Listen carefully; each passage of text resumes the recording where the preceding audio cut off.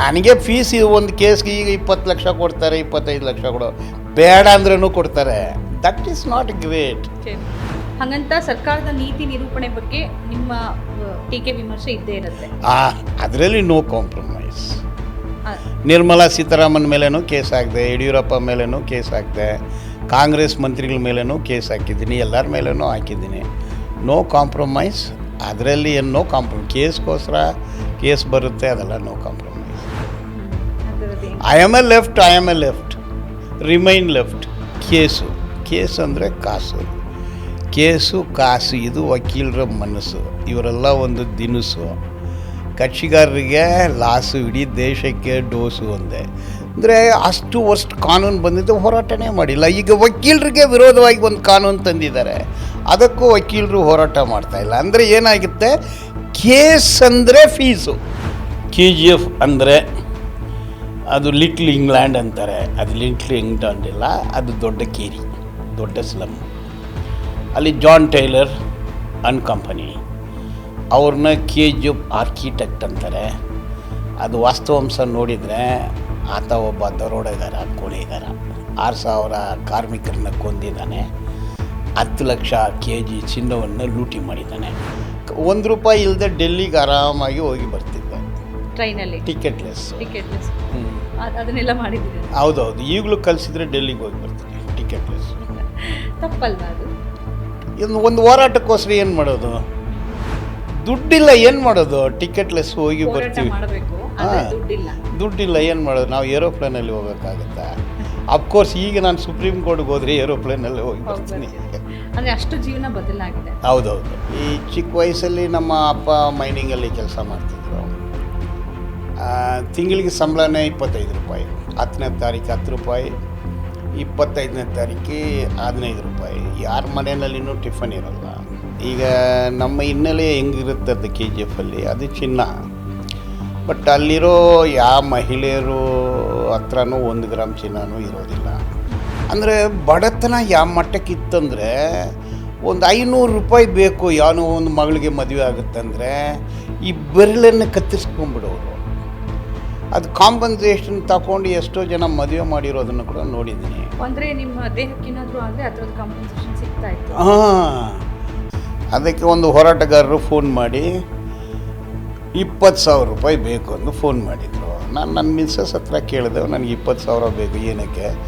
ಈ ಥರ ಒಂದು ಪ್ರೋಗ್ರಾಮ್ಗೆ ನಾನೇ ಸ್ಪಾನ್ಸರ್ ಮಾಡ್ತೀನಿ ನೋಡಿ. ಅವರು ಒಂದು ಕವರಲ್ಲಿ ಹಾಕಿ ₹20,000 ಕೊಟ್ಟಿದ್ದಾರೆ. ಸಂಜೆ ಅವ್ರು ಬರ್ತಾರೆ, ಕೊಡಬೇಕು. ನಮಸ್ಕಾರ, ಚಾಟ್ ರೂಮ್ ಕಾರ್ಯಕ್ರಮಕ್ಕೆ ಸ್ವಾಗತ.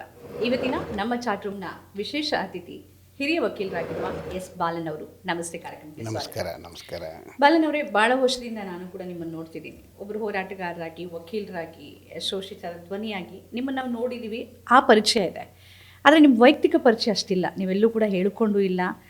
ನಿಮ್ಮ ಹಿನ್ನೆಲೆ ಏನು, ನೀವು ಎಲ್ಲಿಯವರು ಏನು ಕೂಡ ಗೊತ್ತಿಲ್ಲ. ನಿಮ್ಮ ಬಗ್ಗೆ ಸ್ವಲ್ಪ ಹೇಳ್ಕೊಳ್ಳೋದಾದರೆ ಮೊದಲಿಗೆ. ನೋಡಿ, ನಮ್ಮ ತಂದೆ ತಾಯಿಗಳು ತಮಿಳ್ನಾಡಿಂದ KGFಗೆ ಮೈಗ್ರೆಂಟ್ಸು. ತಂದೆ ಮೈನಿಂಗಲ್ಲಿ ಕೆಲಸ ಮಾಡ್ತಿದ್ರು. ಮೈನಿಂಗ್ ಏರಿಯಾದಲ್ಲಿ, ಮೈನಿಂಗ್ ಮನೆಗಳಲ್ಲಿ, ಸಣ್ಣ ಮನೆಗಳಲ್ಲಿ ಅಲ್ಲೇ ಹುಟ್ಟು ಬೆಳೆದಿದ್ದು. ಈಗ ನಮ್ಮ ಹಿನ್ನೆಲೆ ಹೆಂಗಿರುತ್ತದೆ KGFಲ್ಲಿ, ಅದು ಚಿನ್ನ. ಬಟ್ ಅಲ್ಲಿರೋ ಯಾವ ಮಹಿಳೆಯರು ಹತ್ರನೂ 1 ಗ್ರಾಮ್ ಚಿನ್ನನೂ ಇರೋದಿಲ್ಲ. ಈ ಚಿಕ್ಕ ವಯಸ್ಸಲ್ಲಿ ನಮ್ಮ ಅಪ್ಪ ಮೈನಿಂಗಲ್ಲಿ ಕೆಲಸ ಮಾಡ್ತಿದ್ರು. ತಿಂಗಳಿಗೆ ಸಂಬಳನೇ ₹25. 10ನೇ ತಾರೀಕು ₹10, 25ನೇ ತಾರೀಕು ₹15. ಯಾರ ಮನೆಯಲ್ಲಿನೂ ಟಿಫನ್ ಇರೋಲ್ಲ. ಹಾಲು ಪ್ರಾಡಕ್ಟ್ಸು, ಮೀಟು, ಮೀನು, ಒಳ್ಳೆ ಬಟ್ಟೆ, ಶೂ, ವಾಚು, ಫ್ಯಾನು, ಫೋನು, ಇದೆಲ್ಲ ನಮ್ಮ ಕಣ್ಣಿಗೆ ಕಾಣಿಸೇ ಇಲ್ಲ. ಬಾಲ್ಯದಲ್ಲಿ ಯಾವುದನ್ನು ನೋಡಿಲ್ಲ. ಇದನ್ನೆಲ್ಲ ನೋಡೋಕ್ಕೆ ಸಾಧ್ಯನೇ ಇಲ್ಲ. ಭಾರಿ ಕಡಿಮೆ ಸಂಬಳ. ಈಗ ಸಣ್ಣ ಮನೆಗಳು, ಪ್ರೈವಸಿ ಅನ್ನೋದೇ ಇರೋದಿಲ್ಲ. ಈಗ 5-6 ಮಕ್ಕಳು. ಈಗ ಚಳಿ ಕಾಲದಲ್ಲಿ ಒಂದೇ ಬೆಡ್ಶೀಟು, ಆ ಕಡೆ ಅವರು ಅದನ್ನು ಹಂಗೆ ಸ್ವಲ್ಪ ಕವರ್ ಮಾಡ್ಕೊಳ್ಳೋಣ ಅಂದರೆ ಈ ಕಡೆ ಅವ್ರಿಗೆ ಸಿಗೋದಿಲ್ಲ. ಇಂಥ ಪರಿಸ್ಥಿತಿನಲ್ಲಿ 35,000 ವರ್ಕರ್ಸು ಕೆಲಸ ಮಾಡ್ತಿದ್ರು KGFಲ್ಲಿ. ಅದರಲ್ಲಿ ನಮ್ಮ ತಂದೆನೂ ಒಬ್ಬರು. ಅದೇ ಇದರಲ್ಲಿ ದಿಢೀರಂದು ಬ್ಲಾಸ್ಟ್ ಆಗೋದು. ಜನ ಎಲ್ಲ ಕೂಗಾಡಿಕೊಂಡು ಈ ಶಾಫ್ಟ್ಗಳ ಹತ್ರ ಓಡೋಗವರು. ಓಡಿದರೆ ಆಂಬೂರು ಸುಬ್ಬನ್ ಸತ್ತೋದ, ಆರ್ನಿ ರಾಮನ್ ಸತ್ತೋದ, ವೇಲೂರು ಕುಪ್ಸ್ವಾಮಿ ಸತ್ತೋದ ಅಂದು ಒಂದು 7-8 ಜನ ಹೆಣಗಳು ಬಿದ್ದಿರೋದು. ಹೆಣಗಳು ಸಿಗೋದಿಲ್ಲ. ಅದನ್ನು ಒಂದು ಕಫನ್ ಬಾಕ್ಸಲ್ಲಿ ಹಾಕಿ ಅದನ್ನು ಓಪನ್ ಮಾಡಿದರೆ ಗ್ಯಾಸ್ ಬಂದುಬಿಡುತ್ತಂದು ಹೇಳಿ ಒಂದು ಕಲ್ಲು ಹಾಕಿ ಕೊಟ್ಬಿಡೋರು. ಅಂದರೆ ಬಡತನ ಯಾವ ಮಟ್ಟಕ್ಕಿತ್ತಂದರೆ ಒಂದು 500 ರೂಪಾಯಿ ಬೇಕು ಯಾವನೋ ಒಂದು ಮಗಳಿಗೆ ಮದುವೆ ಆಗುತ್ತಂದರೆ ಈ ಬೆರಳನ್ನು ಕತ್ತರಿಸ್ಕೊಂಬಿಡೋರು. ಅದು ಕಾಂಪನ್ಸೇಷನ್ ತಗೊಂಡು ಎಷ್ಟೋ ಜನ ಮದುವೆ ಮಾಡಿರೋದನ್ನು ಕೂಡ ನೋಡಿದ್ದೀನಿ. ಅಂದರೆ ನಿಮ್ಮ ದೇಹಕ್ಕೇನಾದರೂ ಆದರೆ ಆ ಥರದ ಕಾಂಪನ್ಸೇಷನ್ ಸಿಗ್ತಾ ಇತ್ತು. ಹಾಂ, ಮತ್ತು ರೇಷನ್ನು ಎಲ್ಲ public ration, public toilet, public houses, ಒಂದು ಕ್ರೂರವಾದ ಒಂದು ವಾತಾವರಣ. ಬಹುಶಃ ಅದು ಇಡೀ ಇಂಡಿಯಾದಲ್ಲಿ ಎಲ್ಲಾಗಲೂ ಇತ್ತಂದು ಗೊತ್ತಿಲ್ಲ ನನಗೆ. ಸೊ ಕೋಲ್ ಮೈನಿಂಗ್ ವರ್ಕರ್ಸ್ಗೆ ಜಾಸ್ತಿ ಸಂಬಳ, ಗೋಲ್ಡ್ ಮೈನಿಂಗ್ ವರ್ಕರ್ಸ್ಗೆ ಭಾರಿ ಕಡಿಮೆ ಸಂಬಳ, ಆ ರೀತಿ ಇತ್ತು. ಈ ಥರ ಈ 3 ಲಕ್ಷ ಕಾರ್ಮಿಕರು 10 ಲಕ್ಷ kg ಚಿನ್ನವನ್ನು ಉತ್ಪಾದನೆ ಮಾಡಿದ್ದಾರೆ. ಇದೆಲ್ಲ ಕೂಡ ಈಗ ಇಂಗ್ಲೆಂಡಿಂದ ಅಮೆರಿಕಕ್ಕೆ ಹೋಗಿದೆ. ಇದನ್ನು ಉತ್ಪಾದನೆ ಮಾಡಲು ಡೈರೆಕ್ಟಾಗಿ ಏರ್ ಬ್ಲಾಸ್ಟಲ್ಲಿ ಸತ್ತವರು 6,000 ಜನ. ಅಂದರೆ ಒಂದು 3 ಲಕ್ಷ ಜನ ಸಿಲಿಕೋಸಿಸ್, ನಿಮೋಕೋನಿಸಿಸ್ ಈ ಡಿಸೀಸಲ್ಲಿ ಸತ್ತಿರೋರು ಇದ್ದಾರೆ. ಪ್ರತಿಯೊಬ್ಬರಿಗೆ ಲಂಗ್ಸ್ ಡಿಸೀಸ್ ಇರುತ್ತದೆ. ಭಾರಿ ಕಷ್ಟ ಜೀವನ. ಹೀಗೆ ನೋಡ್ಕೊಂಡು ಬಂದ್ರಿ? ಇದನ್ನೇ ನೋಡ್ಕೊಂಡು ಬಂದೆ. ನಾನು ತಮಿಳ್ ಮೀಡಿಯಮ್ ಸ್ಕೂಲಲ್ಲೇ ಓದಿದ್ದು. ಇಷ್ಟು ಬಡತನದ ನಡುವೆ ನಿಮ್ಮ ಪೋಷಕರು ಓದಿಸೋದಕ್ಕೆ ಮುಂದಾದ್ರ? ಹೌದು. ನಮ್ಮ ಅಪ್ಪಗೆ ನಾನು ಲಾಯರ್ ಆಗಬೇಕಂದಿಲ್ಲ, ಒಂದು ಕ್ಲರ್ಕ್ ಆಗಬೇಕಂದು ಆಸೆ ಇತ್ತು ಅವ್ರಿಗೆ. ಅವರು ಯಾವಾಗಲೂ ಒಂದು ಡೆಸ್ಕ್ ಕ್ಲರ್ಕ್, ಅಂದರೆ ಒಂದು ಟೇಬಲ್ ಮೇಲೆ ಕೂತು ಕೆಲಸ ಮಾಡೋದು, ಅದು ಡೆಸ್ಕ್ ಅನ್ನೋದು ಗೊತ್ತಿಲ್ಲ. ಅವರು ಯಾವಾಗಲೂ ಹೇಳೋ ನೀನು ಒಂದು ಡಿಸ್ಕ್ ಕ್ಲರ್ಕ್ ಆಗಿಬಿಡಿ ಅಂತ ಹೇಳ್ತಿದ್ರು. ಬಟ್ ನಾನು ಯೂನಿಯನ್ ಲೀಡರ್ ಆಗಿಬಿಟ್ಟೆ. ನಮ್ಮ ಅಪ್ಪ ವರ್ಕ್ ಮಾಡ್ತಿರುವಾಗಲೇ ನಾನು ಗೇಟ್ ಮೀಟಿಂಗ್ ಹೋಗಿ ಅಡ್ರೆಸ್ ಮಾಡ್ತಿದ್ದೆ. ನಮ್ಮ ಅಪ್ಪ ಅಲ್ಲಿ ನಿಂತ್ಕೊಂಡು ಕೇಳೋರು. ಸೊ ಲಾಯರ್ ಆಗಬೇಕಂದು ಅವ್ರಿಗೇನೋ ಯೋಚನೆ ಕೂಡ ಮಾಡಿಲ್ಲ. ಬಟ್ ನನ್ನ ಇದು ಓದಬೇಕು, ಲಾಯರ್ ಆಗಬೇಕಂತ. ಮತ್ತು ಸುಮಾರು ಈ ಹೋರಾಟಕ್ಕೆ ಅದು ಯೂಸ್ ಆಗುತ್ತೆ ಅಂದರೆ ಲಾಯರ್. ಸಾಮಾನ್ಯ ಅಲ್ಲಿ ಗಣಿಯಲ್ಲಿ ಇದ್ದಂಥ ಕುಟುಂಬದ ಮಕ್ಕಳು ಕೂಡ ಕೆಲಸಕ್ಕೆ ಹೋಗೋದೇ ಹೆಚ್ಚಾಗ್ತಾ ಇತ್ತು. ಹೌದು. ಏನಾಯಿತು ಅಲ್ಲಿ KGF ಅಂದರೆ ಅದು ಲಿಟ್ಲ್ ಇಂಗ್ಲೆಂಡ್ ಅಂತಾರೆ. ಅದು ಲಿಟ್ಲ್ ಇಂಗ್ಲೆಂಡ್ ಇಲ್ಲ, ಅದು ದೊಡ್ಡ ಕೇರಿ, ದೊಡ್ಡ ಸ್ಲಮ್ಮು. ಅಲ್ಲಿ ಜಾನ್ ಟೈಲರ್ ಅಂಡ್ ಕಂಪನಿ ಅವ್ರನ್ನ KGF ಆರ್ಕಿಟೆಕ್ಟ್ ಅಂತಾರೆ. ಅದು ವಾಸ್ತವಾಂಶ ನೋಡಿದರೆ ಆತ ಒಬ್ಬ ದರೋಡೆಗಾರ, ಕೊಲೆಗಾರ. 6,000 ಕಾರ್ಮಿಕರನ್ನ ಕೊಂದಿದ್ದಾನೆ. 10 ಲಕ್ಷ kg ಚಿನ್ನವನ್ನು ಲೂಟಿ ಮಾಡಿದ್ದಾನೆ. ಈಗ KGF ಮೈನಿಂಗ್ ಅಂತ ಬಂದರೆ ಈಗ 1 ಕಿಲೋಮೀಟ್ರು 6 ಕಿಲೋಮೀಟ್ರ್ ಇಂಟು 1 ಕಿಲೋಮೀಟ್ರು ಅಷ್ಟೇ ಗೋಲ್ಡ್ ಏರಿಯಾ ಇರೋದು. ಅದರಲ್ಲಿ ಮೈನಿಂಗ್ ಈ ಯಾರು ಶ್ರಮಜೀವಿಗಳಿದ್ದಾರೆ 80% ದಲಿತರು, 20% ಶೂದ್ರರು, ಬ್ರಾಹ್ಮಣರು 0, ವೈಶ್ಯರು 0, ಕ್ಷತ್ರಿಯರು 0. ಈ ಸತ್ತವರೆಲ್ಲ ಉತ್ಪಾದನೆ ಮಾಡಿದವರು, ಸತ್ತವರು, ಪ್ರೊಡಕ್ಷನ್ ಮಾಡಿರೋರು, ಶ್ರಮಜೀವಿ ಎಲ್ಲರೂ ಇವರೇ. ಈ 10x10 ಹೌಸ್ ಇದರಲ್ಲಿ ವಾಸ ಮಾಡ್ತಿದ್ದದ್ದು ಎಲ್ಲರೂ ಕೂಡ ಐದರ್ ದಲಿತ್ಸ್ ಆರ್ ಶೂದ್ರಾಸ್. ಅಲ್ಲಿ ಫಸ್ಟ್ ಕ್ರಾಸ್ ರೋಡು ಮಾರ್ವಾಡಿಗಳದು, ಸೆಕೆಂಡ್ ಕ್ರಾಸ್ ರೋಡು ಬ್ರಾಹ್ಮಣರದು, ಥರ್ಡ್ ಕ್ಲಾಸ್ ರೋಡು ವೈಶ್ಯರದು. ಅಂದರೆ ದೊಡ್ಡ ದೊಡ್ಡ ಬಿಲ್ಡಿಂಗು, ವ್ಯಾಪಾರ, ಚಿನ್ನ ಅದೆಲ್ಲ ಅವ್ರದ್ದು. ಬಡತನ, ಸಾವು, ನೋವು ಇದೆಲ್ಲ ಬಂದು ದಲಿತರು ಮತ್ತು ಶೂದ್ರರದು. ಓಕೆ, ಅದು ಇವತ್ತಿಗೂ ಏನು ಅಂಥ ಬದಲಾವಣೆ ಅದೇ ಹಂಗೆ ಇದೆ, ಅದು ಹಂಗೆ ಇದೆ. ಆಯಿತು, ಈಗ ನೀವು ತಮಿಳ್ ಮಾಧ್ಯಮದಲ್ಲಿ ಓದಿದ್ರಿ. ಹೌದು. ಅಲ್ಲಿಂದ ಬೆಂಗಳೂರು ಹೇಗೆ ಶಿಫ್ಟ್? ಈಗ ಹೈಕೋರ್ಟ್ ಇರೋದು ಬೆಂಗಳೂರು. ಓದಿದ್ದಿಲ್ಲ ನೀವು ಅಲ್ಲೇ? ಲಾ ಓದಿದ್ದು KGF, ಲಾ ಪ್ರಾಕ್ಟೀಸ್ ಮಾಡಿದ್ದು KGF, ವರ್ಕರ್ಸ್ ಹೋರಾಟಗಳಲ್ಲಿ ಭಾಗವಹಿಸಿದ್ದು KGF. ಅಲ್ಲಿ ನಾನು ಇಲ್ದಿರೋ ಯೂನಿಯನ್ ಯಾವುದೂ ಇಲ್ಲ. BGML ವರ್ಕರ್ಸ್ ಯೂನಿಯನ್ ನಾನು 2003 ಒಂದು 10,000 ಜನ ಭಾಗವಹಿಸಿದ್ರು ನನ್ನ ಲೀಡರ್ಶಿಪ್ಪಲ್ಲಿ. ನಾನೇ ಲೀಡ್ರಾಗಿ 2003 ದೊಡ್ಡ ಹೋರಾಟಗಳಾಯಿತು. BML ಕಾಂಟ್ರಾಕ್ಟ್ ಲೇಬರು ಹೋರಾಟ, ಆ ಸಂಘಟನೆ ಸ್ಥಾಪನೆನೇ ನಾನು ಮಾಡಿದ್ದೀನಿ. ಅಲ್ಲಿ bullock cart workers union, auto workers union, bus, private bus, lorry, tempo ಚಾಲಕರು ಆ ಯೂನಿಯನು, ಬಸ್ ಸ್ಟ್ಯಾಂಡಲ್ಲಿ ಅಮಾಲ್ರ ಯೂನಿಯನು, KGF ಸುತ್ತಮುತ್ತಲು ಬಂಡೆ ಹೊಡೆಯೋರು, ಕಟ್ಟಡ ಕಟ್ಟೋರು. ಇದು ಎಲ್ಲಿ ಬಾಗೇಪಲ್ಲಿವರೆಗೆ ಮಾಡ್ತಿದ್ದೆ ನಾನು. ಬಂಡೆ ಹೊಡೆಯೋರು ಇಡೀ ಡಿಸ್ಟ್ರಿಕ್ಟಲ್ಲಿರೋರು ಎಲ್ಲರೂ ಬೈ ನೇಮ್ ನನಗೆ ಗೊತ್ತು. ಅಂದರೆ ಈ ನಿಮ್ಮ ಕಾರ್ಮಿಕ ಹೋರಾಟ ಶುರು ಆಯ್ತಲ್ಲ ವಿದ್ಯಾರ್ಥಿ ದೆಸೆಯಲ್ಲಿ, ಇದಕ್ಕೆ ನಿಮ್ಮ ಕುಟುಂಬದ ಬೆಂಬಲ ಆಯ್ತಾ? ಅದೇ ಇಲ್ಲ. ನಮ್ಮ ಅಪ್ಪ ಏನು ಹೇಳ್ತಿದ್ರು ಅಂದರೆ, ಅವ್ರಿಗೆ ನಾನು ಒಂದು ಒಳ್ಳೆ ಕೆಲ್ಸಕ್ಕೆ ಹೋಗ್ಬೇಕು ಅಂದಿತ್ತು. ನಮ್ಮ ಅಮ್ಮಗೆ ಏನಂದರೆ ಎಲ್ಲಾಗಲೂ ಕೆಲ್ಸಕ್ಕೆ ಹೋಗ್ಬೇಕಂತ ಹೋರಾಟ ಹಿನ್ನೆಲೆ ಬಂದಿರೋ ಫ್ಯಾಮಿಲಿ ಅಲ್ಲ. ಅದು ಚಿಕ್ಕ ವಯಸ್ಸಿಂದನೇ ಹಾಗೆ ಬಂತು. ನಾನು ಓದುವಾಗ್ಲಿಂದನೇ ಈ ಥರ ಹೋರಾಟ ಕಡೆ ತಡೆ ಬರಲಿಲ್ಲ. ಅಂದರೆ ಸಾಮಾನ್ಯ ಯಾರಾದರೂ ಹೋರಾಟ ಮಾಡ್ತಾರೆ ಅಂದರೆ ಅವ್ರನ್ನ ದಮನಿಸೋ ಪ್ರಯತ್ನ ಆಗುತ್ತೆ, ವಿದ್ಯಾರ್ಥಿ ದೆಸೆಯಲ್ಲೂ ಆಗುತ್ತೆ. ಆ ಥರದ ಪ್ರಯತ್ನ ಆಗಿತ್ತಾ ನಿಮಗೆ? ಹಲವಾರು ಟೈಮ್ ಆಗಿದೆ. ಬಟ್ ನಾನು ಎಲ್ಲಿ ಸುತ್ತಿ ಬಿಟ್ರೂ ಅಲ್ಲೇ ಹೋಗ್ತಿದ್ದೆ ನಾನು.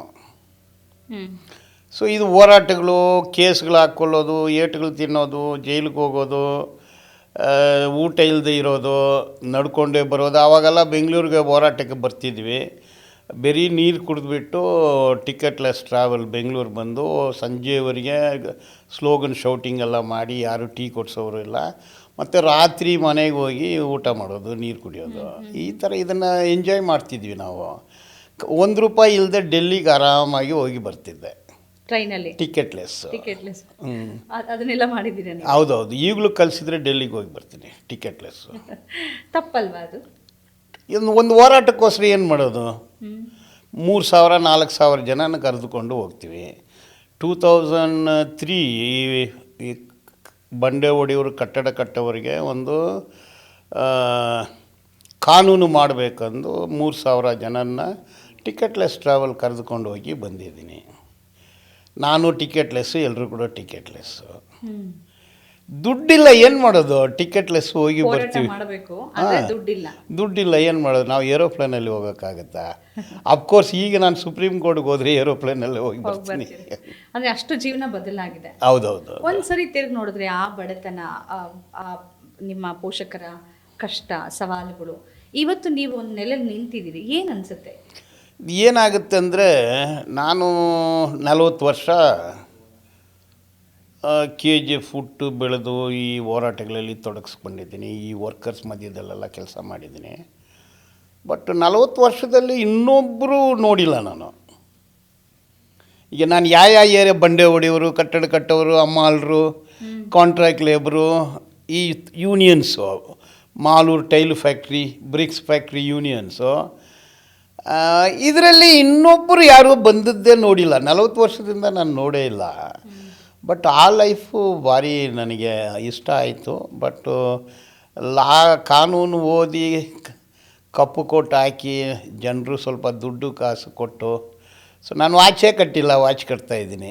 ಶೂವೇ ಹಾಕಿಲ್ಲ, ಲಾಯರ್ ಆದಮೇಲೆ ಶೂ ಹಾಕಿದ್ದೀನಿ. ಬಟ್ ಆ ಲೈಫ್ ಈಗಲೂ ಇಷ್ಟ ಇದೆ ನನಗೆ. ಬಟ್ ಕೆಲವು ಅನಿವಾರ್ಯ ಆಗುತ್ತೆ. ಕೆಲವು ಅಂದರೆ ಈಗ ನಾನು ಕೇಸ್ಗಳು ತಗೊಂಡಿದ್ದೀನಿ. I go to various courts.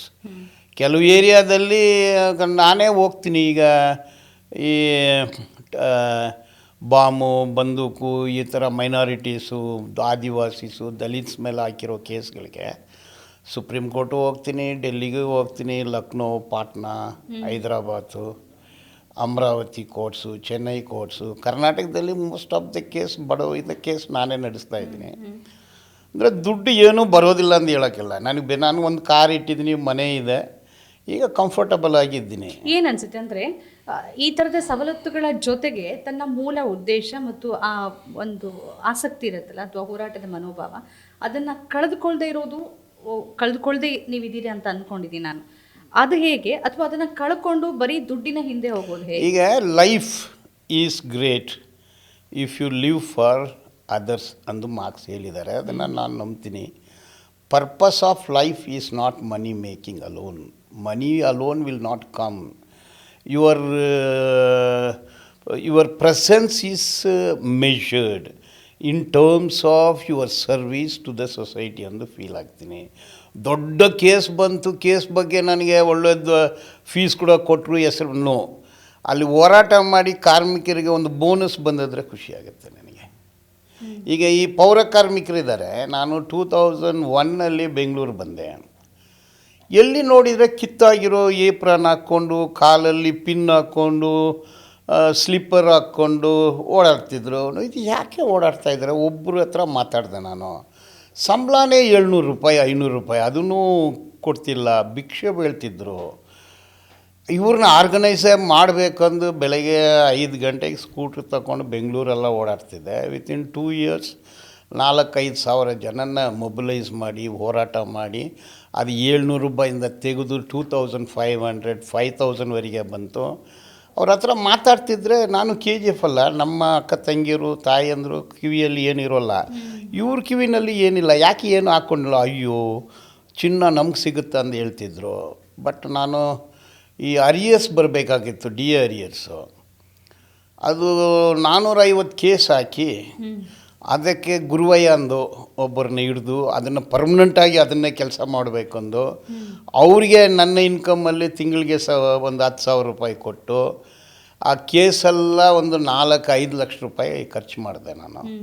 ಖರ್ಚು ಮಾಡಿ ಹೌದೌದೌದು, ಈಗ ಲಾಯರಲ್ಲಿ ಫೀಸ್ ಬರುತ್ತಲ್ಲ ಅದೇ ಹಣ. ಆ processing, farm, case, ಅಫಿಡವಿಟು, notary charges ಎಲ್ಲ ಖರ್ಚು ಒಂದು 4-5 ಲಕ್ಷ ರೂಪಾಯಿ ಆಯಿತು. 2 ಇಯರ್ಸ್ ಆ ಕೇಸ್ ನಡೆಸಿ ಆಮೇಲೆ ಆದೇಶ ಬಂತು. ಮತ್ತು ಹೈಕೋರ್ಟ್ಗೆ ಹಾಕಿದ್ವಿ ನಾವು. ಹೈಕೋರ್ಟಲ್ಲಿ ಡೈರೆಕ್ಷನ್ ಕೊಟ್ಟ ಮೇಲೆ ಒಬ್ರೊಬ್ರಿಗೂ 80,000 85,000 90,000 ದುಡ್ಡು ಬಂತು. ಅದು ದೊಡ್ಡ ಮೊತ್ತದ ಹಣ. ಅದು ಫಸ್ಟ್ ಟೈಮ್ ಅವ್ರ ಜೀವಿತದಲ್ಲಿ ಅಷ್ಟೇ ನೋಡೋದು. ಅದು ತಗೊಂಡ್ರು. ನೆಕ್ಸ್ಟು ದುಡ್ಡು ಬಂದು ಒಂದು ವಾರದಲ್ಲಿ ಎಲ್ಲ ಕಡೆ ಒಂದು ರೌಂಡ್ ಹೋದೆ. ಎಲ್ಲ ತೋರಿಸ್ತಿದ್ರು ಹೆಣ್ಮಕ್ಳು, ನೋಡಿ ನೀವು ಹೇಳಿದ್ರಲ್ಲ ಓಳೆ ಹಾಕ್ಕೊಂಡಿದ್ವಿ, ಇದು ಹಾಕ್ಕೊಂಡಿದ್ವಿ ನೋಡಿ ಆ ದುಡ್ಡಲ್ಲೇ. ಒಬ್ಬರು ಹೇಳಿದರು, ಖುಷಿ ನನ್ನ ಮಗಳಿಗೆ ಸ್ವಲ್ಪ ಒಡವೆ ಮಾಡಿದೆ ಅಂತ ಹೇಳಿದರು. ಇದು ಭಾರಿ ಸಂತೋಷ. ಇದು ದಿಸ್ ಐ ಫೀಲ್ ಹ್ಯಾಪಿ. ನನಗೆ ಫೀಸ್ ಒಂದು ಕೇಸ್ಗೆ ಈಗ 20 ಲಕ್ಷ ಕೊಡ್ತಾರೆ, 25 ಲಕ್ಷ ಕೊಡೋ, ಬೇಡ ಅಂದ್ರೂ ಕೊಡ್ತಾರೆ. That is not great. ಈಗ HAಯಲ್ಲಿ 6,000 ಜನ ವರ್ಕರ್ ಇದರಲ್ಲಿ 111 ರೂಪಾಯಿ ಪರ್ ಡೇ. ಕ್ಯಾಂಟೀನ್ ಇಲ್ಲ ನೋಡಿ. ಇದಕ್ಕೆ ಸುಮಾರು ಹೋರಾಟಗಳು. ಅಂದರೆ ಅಲ್ಲಿ ಗೇಟ್ ಮೀಟಿಂಗ್ ಅಂದರೆ ನಾನೇ ಬೆಳಗ್ಗೆ ಸ್ಕೂಟ್ರ್ ತಗೊಂಡು ಹೋಗೋನು, 24-25 ವಿಭಾಗದಲ್ಲಿ ಗೇಟ್ ಮೀಟಿಂಗು. ಸೊ ಅವ್ರಿಗೆ ಅರಿಯರ್ ಸಿಕ್ತು, DA ಸಿಕ್ತು, ಅಟೆಂಡೆನ್ಸ್ ಬೋನಸ್ ಸಿಕ್ತು, ಕ್ಯಾಂಟೀನ್ ಸವಲತ್ತು ಸಿಕ್ತು, ಕ್ಯಾಂಟೀನ್ ಅಲವನ್ಸ್ ಸಿಕ್ತು. ಈಗ DA ಇಲ್ಲದೆ ಇತ್ತು, ಈಗ 2 DA. ವರ್ಷಕ್ಕೆ ಅಕ್ಟೋಬರ್ 1ಕ್ಕೆ ಒಂದು DA, ಏಪ್ರಿಲ್ 1ಕ್ಕೆ ಒಂದು DA ಸಿಗುತ್ತೆ. ಒಂದು 1,000 ರೂಪಾಯಿಗೆ ಮೇಲೆ ಸಂಬಳ ಆಗುತ್ತೆ. ಈಗ ಇಡೀ HALಲ್ಲಿ ಪ್ರತಿಯೊಬ್ಬರು ನನ್ನನ್ನು ಈಗಲೂ ಮಾತಾಡ್ತಾರೆ. ನನ್ನ ಮಗಳು ಒಂದು ಸ್ಕೂಲಲ್ಲಿ ಪ್ರೊಫೆಸರಾಗಿ ಕೆಲಸ ಮಾಡ್ತಿದ್ಲು. ಅವರು ಆಯಾ ಅಲ್ಲಿ ಎಲ್ಲ ಕಸ ಕೊಡಿಸೋರು. ಅವರು ನಿಮ್ಮ ಯಜಮಾನ್ರು, ನಿಮ್ಮ ಗಂಡ ಎಲ್ಲಿ ಕೆಲಸ ಮಾಡ್ತಾರೆ ಅಂತ ಕೇಳಿದಲ್ಲ ಇವಳು.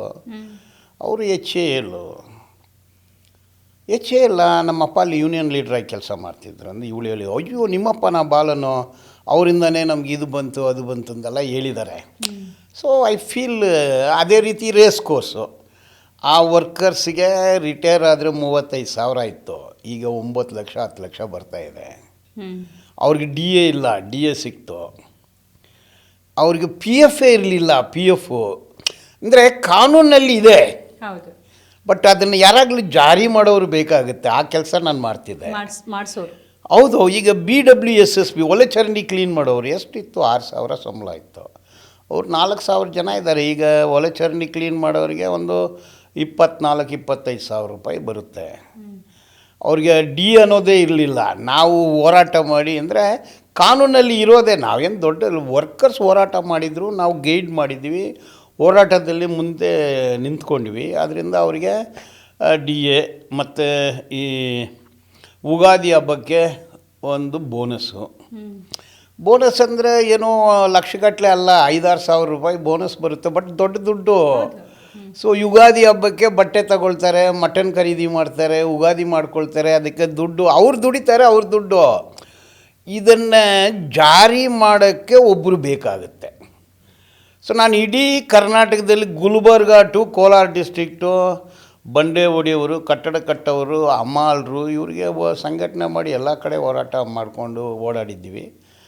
ಅವರಿಗೆ ಈಗ ಕಾನೂನು ಬಂದಿದೆ, ಬೆನಿಫಿಟ್ ಆಗಿದೆ.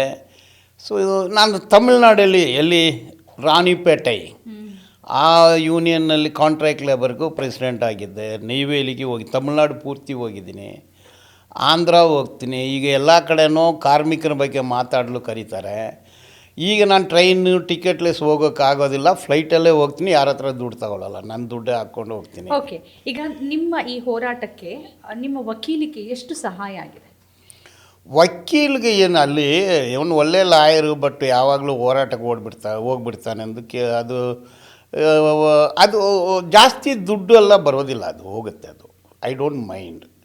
ಕೆಲವು ಏರಿಯಾದಲ್ಲಿ ನಾನೇ ಲಾಯರು, ನನ್ನ ಬಿಟ್ಟರೆ ಬೇರೆ ಲಾಯರ್ ಇಲ್ಲ. ಈಗ DNA ಇಲ್ಲ ಎಕ್ಸ್ಪ್ಲೋಸಿವ್ಸು, ಇಲ್ಲ ಬ್ಯಾಲಿಸ್ಟಿಕ್ಕು, ಇಲ್ಲ ವಾಯ್ಸ್ ಸ್ಪೆಕ್ಟ್ರೋಗ್ರಫಿ, ಇಂಥ ಸಬ್ಜೆಕ್ಟಲ್ಲಿ ಎಲ್ಲರೂ ಹೇಳ್ತಾರೆ ಐ ಆಮ್ ವೆರಿ ಗುಡ್ ಅಂದು, ಇನ್ಕ್ಲೂಡಿಂಗ್ ದ ಎಕ್ಸ್ಪರ್ಟ್ಗಳಿಗೆ ನಾನು ಬಾಲನ್ ಬರ್ತಾರೆ ಅಂದರೆ ಸ್ವಲ್ಪ ಸೆಕೆಂಡ್ ಥಾಟು. ಇವನ್ನು IPS ಆಫೀಸರ್ಸು, ಕಮಿಷ್ನರ್ಸ್ ಇವರೆಲ್ಲನೂ ಬಾಕ್ಸ್ಗೆ ಬರ್ತಾರೆ, ಯಾರು ಕ್ರಾಸ್ ಬಾಲನ್ ಅಂದರೆ ಸ್ವಲ್ಪ ಯೋಚನೆ ಮಾಡ್ತಾರೆ. ಅದು ಕೆಲವು ಕೇಸ್ಗಳಿಗೆ ನಾನೇ ಪಾಟ್ನಾದಲ್ಲಿರೋರು ನನ್ನನ್ನೇ ಕರೆದುಕೊಂಡು ಹೋಗ್ತಾರೆ. ಅದರಿಂದ so no gain no loss, what is the purpose of life? Correct. ಈ ಪರ್ಪಸ್ ಅಂತ ಬಂದಾಗ ಸಾಮಾನ್ಯ ಇರುತ್ತೆ, ಹೋರಾಟವನ್ನು ಮಾಡ್ತಾರೆ. ಆದರೆ ಆ ಹೋರಾಟದ ಜೊತೆಗೆ ಅವರಿಗೆ ನ್ಯಾಯಾಂಗದ ಮೂಲಕ ನ್ಯಾಯವನ್ನು ಕೊಡಿಸ್ಬೇಕು ಅಂತ ಹೋರಾಡುತ್ತಿದ್ದೀರಾ, ಅದು ಭಾಳ ದೊಡ್ಡದು. ನೀವೆಲ್ಲೂ ಕೂಡ ಕಾಂಪ್ರಮೈಸ್ ಆಗಿಲ್ಲ. ಜೊತೆಗೆ ಎಷ್ಟೋ ಜನರ ಕೈಲಿ ನೀವು ಫೀಸು ತೊಗೊಂಡಿಲ್ಲ, ಹೌದೌದು, ಬಹುತೇಕರಿಗೆ ಗೊತ್ತಿದೆ. ನಿಮ್ಮ ಹಣವನ್ನು ಖರ್ಚು ಮಾಡ್ಕೊಂಡು ಯಾವತ್ತಾದ್ರೂ ಅನಿಸಿದ್ಯಾ ಯಾಕೆ ನಾನು ಖರ್ಚು ಮಾಡ್ಕೊಂಡು ಮಾಡಬೇಕು, ಅಥವಾ ಅವರೆಲ್ರಿಗೂ ಹಣ ಬಂದಾಗ ಅದ್ರಲ್ಲಿ ಸ್ವಲ್ಪ ಕೊಡ್ಬೋದಲ್ಲ ಖರ್ಚು ಅಂತ, ಆ ಥರದ್ದು ಏನಾದರೂ ಅನಿಸಿದೆಯಾ? ಇಲ್ಲ. ನನಗೆ ಅದನ್ನು ತಕ್ಕೋಬೇಕಂದ್ರೆ ಅದು ನನ್ನ ಮನಸ್ಸು ಒಪ್ಪೋದಿಲ್ಲ. ನಾನು as A lawyer I am comfortable. ಏನು ತಿನ್ನಬೇಕೋ ತಿಂತೀನಿ. ಈಗ ನನ್ನ ಹತ್ರ ಇನೋವಾ ಕಾರ್ ಇದೆ, ನಾನು ಒಂದು ಒಳ್ಳೆಯ ಅಪಾರ್ಟ್ಮೆಂಟಲ್ಲಿ ಇದ್ದೀನಿ, ನನ್ನ ಮಗಳಿಗೂ ಒಂದು ಕಾರ್ ಕೊಡಿಸಿದ್ದೀನಿ, I am comfortable. But this is not the life. ಬೇರೆಯವರಿಗೆ ನಾವು ಏನು ಹೆಲ್ಪ್ ಮಾಡ್ತೀವಿ ಅನ್ನೋದೇ ಲೈಫು. ಯಾವತ್ತೂ ಆ ಥರ ಅಂದ್ಕೊಂಡಿಲ್ಲ. ಈಗಲೂ ಅದು ಎಷ್ಟು ಖರ್ಚಾಗಲಿ ನಮ್ಮನ್ನೇ ಒಂದು ಹುಡುಗಿ, ಅವಳು BWSSB, ಒಂದು ಸಿಂಗಲ್ ಪೇರೆಂಟ್, ಅವ್ರ ಅಪ್ಪ ಇಲ್ಲ, ಹುಡುಗಿ, ಅವಳು ಕರಾತ್ಯದಲ್ಲಿ ಅವಳಿಗೆ ಪ್ರೈಸ್ ಬಂದಿದೆ. ಕಾಶ್ಮೀರ ಹೋಗಬೇಕು ಅವ್ರ ಖರ್ಚಲ್ಲಿ. ನಾನು ಹೇಳಿದೆ ನಾನು ಒಂದು ಖರ್ಚು ಕೊಡ್ತೀನಿ, ಹೋಗಿ ಬರಮ್ಮ ಅಂದೆ. ಒಂದು ಫ್ಲೈಟ್ ಟಿಕೆಟ್ ಬುಕ್ ಮಾಡೋರು ಭಾರತಿರಾಜ್, ಅವ್ರಿಗೆ ಫೋನ್ ಮಾಡಿ, ಹುಡುಗಿ ಫೋನ್ ಮಾಡ್ತಾಳೆ, ಒಂದು ಫೇರ್ ನಂದು ಬುಕ್ ಮಾಡಿ ಅಂದರು. ಅವನ್ನೆಲ್ಲ ಚೆಕ್ ಮಾಡಿ 22,000 ಆಗುತ್ತೆ. ಅದಕ್ಕೂ ಆಯಿತು, ಬುಕ್ ಮಾಡಿ ಕೊಟ್ಟು ಬಿಲ್ಲು ನನಗೆ ಕಳಿಸಿ ಅಂದೆ. I feel happy for that. So ಒಂದು ಬಡ ಯಾಕಂದರೆ ನಾನು ಹೋಗೋಕ್ಕಾಗಲಿಲ್ಲ ಆ ರೀತಿ. ನಾನು ಕಾಲೇಜ್ ಓದ್ತಿರುವಾಗ ಬಾಂಬೆಗೆ ಟ್ರಿಪ್ ಹೋದರು, ನಮ್ಮ ಅಪ್ಪನ ಹತ್ರ ದುಡ್ಡು ಕೇಳಿದರೆ ದುಡ್ಡಿಲ್ಲ ಅಂದ್ಬಿಟ್ರು, ನಾನು ಹೋಗಲಿಲ್ಲ. ಸೊ ಆ ಹುಡುಗಿಗೆ ನಾನು 22,000 ರೂಪಾಯಿ ಕೊಟ್ಟೆ. ಕೆಲವು ಫ್ರೆಂಡ್ಸ್ ಹೇಳ್ತಾರೆ ಇವನು ಅಲ್ಲಿಂದ ಬಂದಿದ್ದಾನೆ, ಜರ್ನಲಿಸಮ್ ಕೋರ್ಸ್ ಮಾಡಬೇಕು, ಅವನ ಹತ್ರ ದುಡ್ಡಿಲ್ಲ. ಯಾರು ನಿಮ್ಮ ಆರಾಧ್ಯ ಗೊತ್ತು, ಆರಾಧ್ಯ ಎಲ್ಲಿ ಈ ಟಿ ವಿನಲ್ಲಿ ಕೆಲಸ ಮಾಡ್ತಿದ್ರಲ್ಲ, ಉದಯ TV, ಅವರು ನಮ್ಗೆ ಫೋನ್ ಮಾಡ್ತಾರೆ, ಇವ್ರು ಫೀಸ್ ಕಟ್ಟೋಕ್ಕಾಗಲ್ಲ, ಎಷ್ಟಾಗುತ್ತೆ, ಒಂದು 15,000 ಕೊಡಬೇಕು, ಕೊಡ್ತೀವಿ ನಾವು. ಇದನ್ನೆಲ್ಲ ಹೇಳ್ಕೋಬೇಕಂದ್ರೆ ನೀವು ಕೇಳ್ತೀರಾ, ನಾನು ಹೇಳ್ತಾ ಇದ್ದೀನಿ. ಈಗ ಕೋವಿಡ್ ಸಂದರ್ಭದಲ್ಲಿ ಲಾಯರ್ಗಳಿಗೆ ಸುಮಾರು ಜನಕ್ಕೆ ಇನ್ಕಮ್ಮೇ ಇಲ್ದಾಯಿತು. ನಾನು ಫಸ್ಟ್ ನಾನೇ 1 ಲಕ್ಷ ಕೊಟ್ಟು ಒಂದು ಲಾಯರ್ಗೆ, ಅವ್ರ ಹೆಸರು ಹೇಳೋದಿಲ್ಲ, ಕೊಟ್ಟು ನಿಸಿಡಿ 20 ಲಾಯರ್ಸ್ಗೆ ಫೈಂಡ್ ಔಟ್ ಮಾಡಿ 5,000 ರೂಪಾಯಿ ಕೊಡಿ, but don't tell them Balan is given ಅಂತ ಹೇಳಿ ಕೊಟ್ಟೆ ನಾನು. ಅವ್ರು ಕೇಳಿದರೆ ಅವ್ರಿಗೂ ಗೊತ್ತಾಗುತ್ತೆ ಯಾರಂದು. ಸೊ ಇದು ಮಾಡಿಕೊಂಡೇ ಬರ್ತೀವಿ. ಅದನ್ನು ನನ್ನ ಪ್ರಕಾರ ನಾನೇನು ಅಷ್ಟು ದೊಡ್ಡ ಹೋರಾಟ ಮಾಡಿಲ್ಲ, ಅಷ್ಟೊಂದು ತ್ಯಾಗನೂ ಮಾಡಿಲ್ಲ, ಕಂಫರ್ಟ್ ಝೋನಲ್ಲಿದ್ದೀನಿ. ಸುಮಾರು ಕಾರ್ಯಕರ್ತರು, ಹೋರಾಟಗಾರರು ಕಾಡುಗಳಲ್ಲಿ ₹1 ಇನ್ಕಮ್ ಇಲ್ಲದೆ ಇಡೀ ಜೀವನವನ್ನು ಸ್ಯಾಕ್ರಿಫೈಸ್ ಮಾಡಿ, ಮತ್ತು ಅವರು ಫ್ಯಾಮ್ಲಿಯನ್ನು ಸ್ಯಾಕ್ರಿಫೈಸ್ ಮಾಡಿ ನೂರಾರು ಜನ, ಸಾವಿರಾರು ಜನ ಇದ್ದಾರೆ. ಅವರು ಕಂಪೇರ್ ಮಾಡಿದರೆ ನಾನು ಮಾಡೋದೇನು ದೊಡ್ಡ ಇಶ್ಯೂನೇ ಅಲ್ಲ. ಅದರಿಂದ I don't feel that what I do is great. Okay, ಇವತ್ತಿನ ಕಾಲಮಾನಕ್ಕೆ ಸ್ವಲ್ಪ ಕಡಿಮೆ ಅಂತಲೇ ಅನ್ಬೋದು ಈ ಥರದ ಉದಾಹರಣೆ.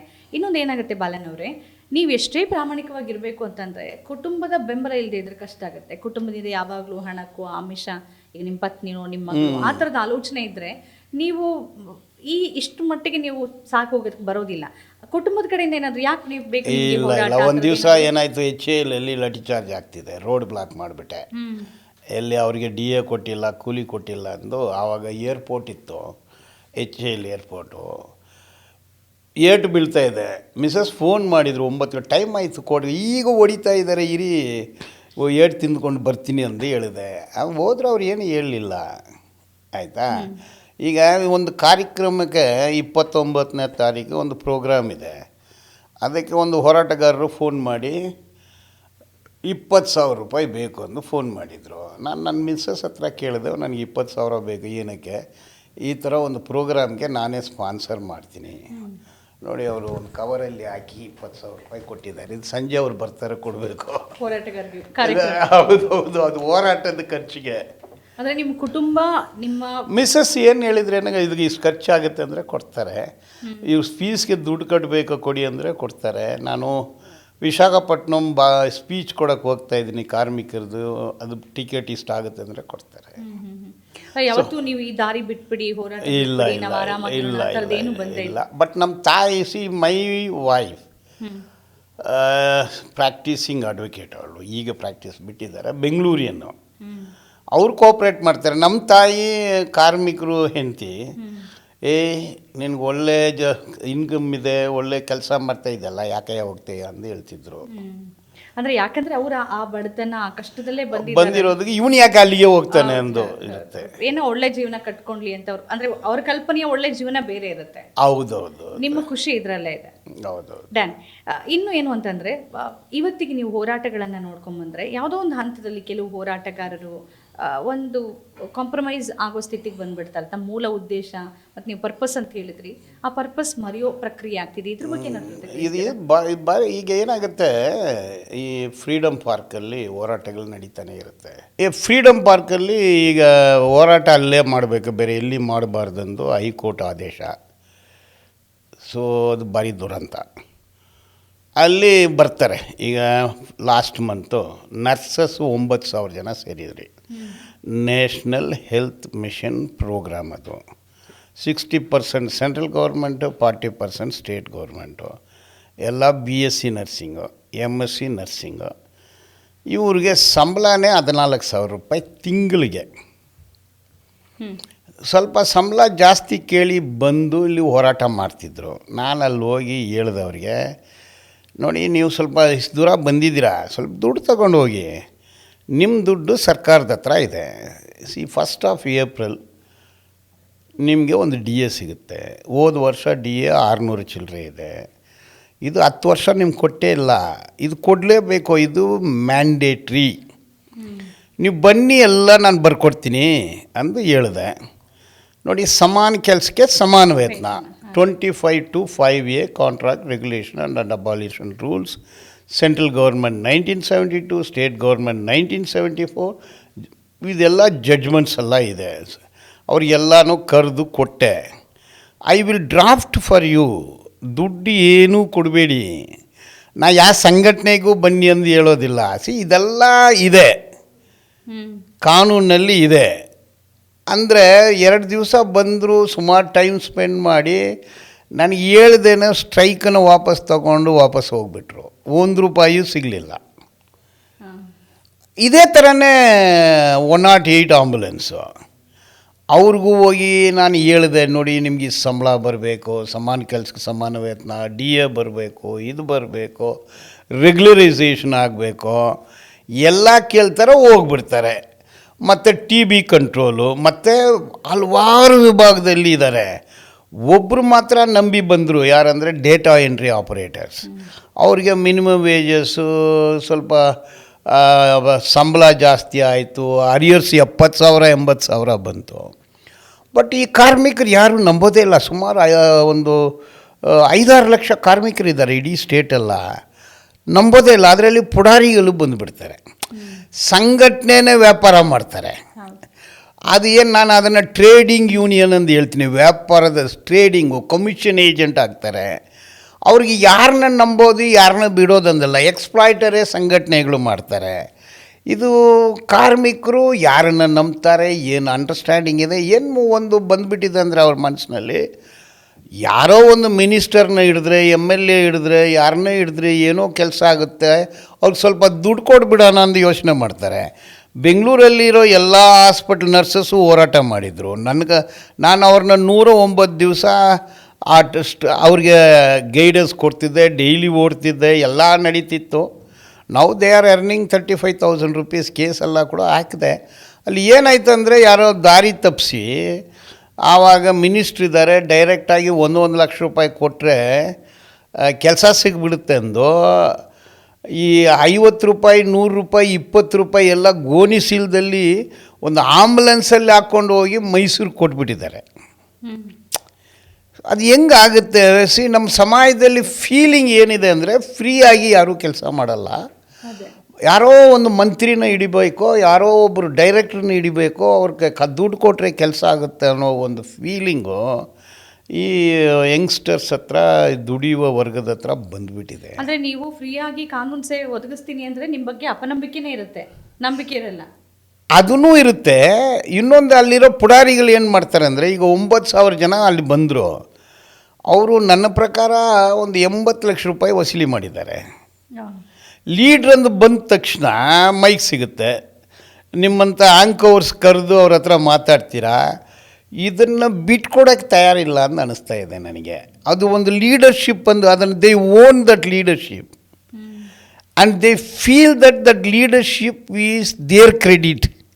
ಅದನ್ನು ಬಿಟ್ಕೊಡೋಕ್ಕೆ ಅವ್ರು ತಯಾರಿಲ್ಲ. ಅಂದರೆ ಅವರ ಸ್ವಾರ್ಥಕ್ಕೆ ಇಡೀ ಹೌದೌದು ಅವ್ರು ಏನು ಮಾಡ್ತಾರೆ, ಅವ್ರ ನೆಂಟರು ಯಾರೋ ಒಬ್ಬರು MLA ಇರ್ತಾರೆ, ಅವ್ರನ್ನ ಕರ್ಕೊಂಬರ್ತಾರೆ, ಅವ್ರು ಹೋಗಿ ಒಂದು ಮಿನಿಸ್ಟ್ರನ್ನ ಕರೆದುಕೊಂಡು ಬರ್ತಾರೆ. ಸೊ ಅವ್ರು ಬಂದೋದ್ರೇ ಕೆಲಸ ಆಗಿಬಿಡುತ್ತೆ ಅಂದು.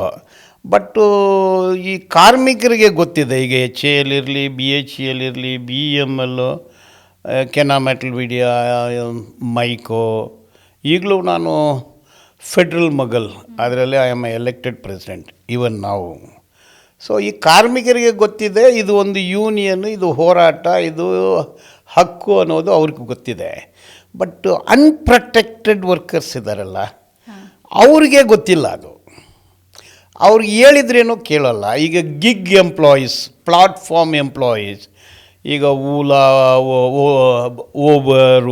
Ola, urban company, Amazon, Swiggy, Zomato, ಏನದು ಎಲ್ಲ ಇವ್ರದ್ದೇ ಗಾಡಿ ಎಲ್ಲ ಲೆಕ್ಕ ಮಾಡಿ 15,000 ರೂಪಾಯಿನಲ್ಲಿ ಬಂದು ನಿಲ್ಲುತ್ತೆ. ಅವ್ರ ಸಂಘಟನೆ ಆಗೋದಿಲ್ಲ. ಈಗ ನೀವು ಏರ್ಪೋರ್ಟ್ ಹೋಗಿ, ಏರ್ಪೋರ್ಟಲ್ಲಿ ಈಗ ಇವನ್ ಹೇರ್ ಹಾಸ್ಟರ್ಸ್ ಲೀನಾಗಿರ್ತಾರೆ, 20,000 25,000 ಬಡ ಕುಟುಂಬದಿಂದ ಬಂದಿರೋ ಹೆಣ್ಣು ಮಕ್ಕಳು.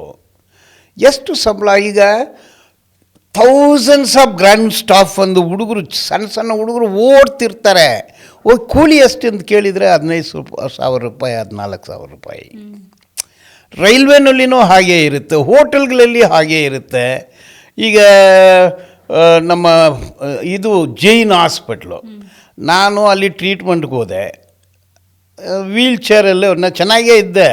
ಇಲ್ಲ ಸರ್, ಪ್ರೋಟೋಕಾಲ್ ನಮ್ಮ ಹಾಸ್ಪಿಟ್ಲು, ನೀವು ವೀಲ್ ಚೇರಲ್ಲೇ ಬರಬೇಕು. ಆ ಅಮ್ಮ ನನ್ನನ್ನು ತಳ್ಕೊಂಡು ಬಂದಳು.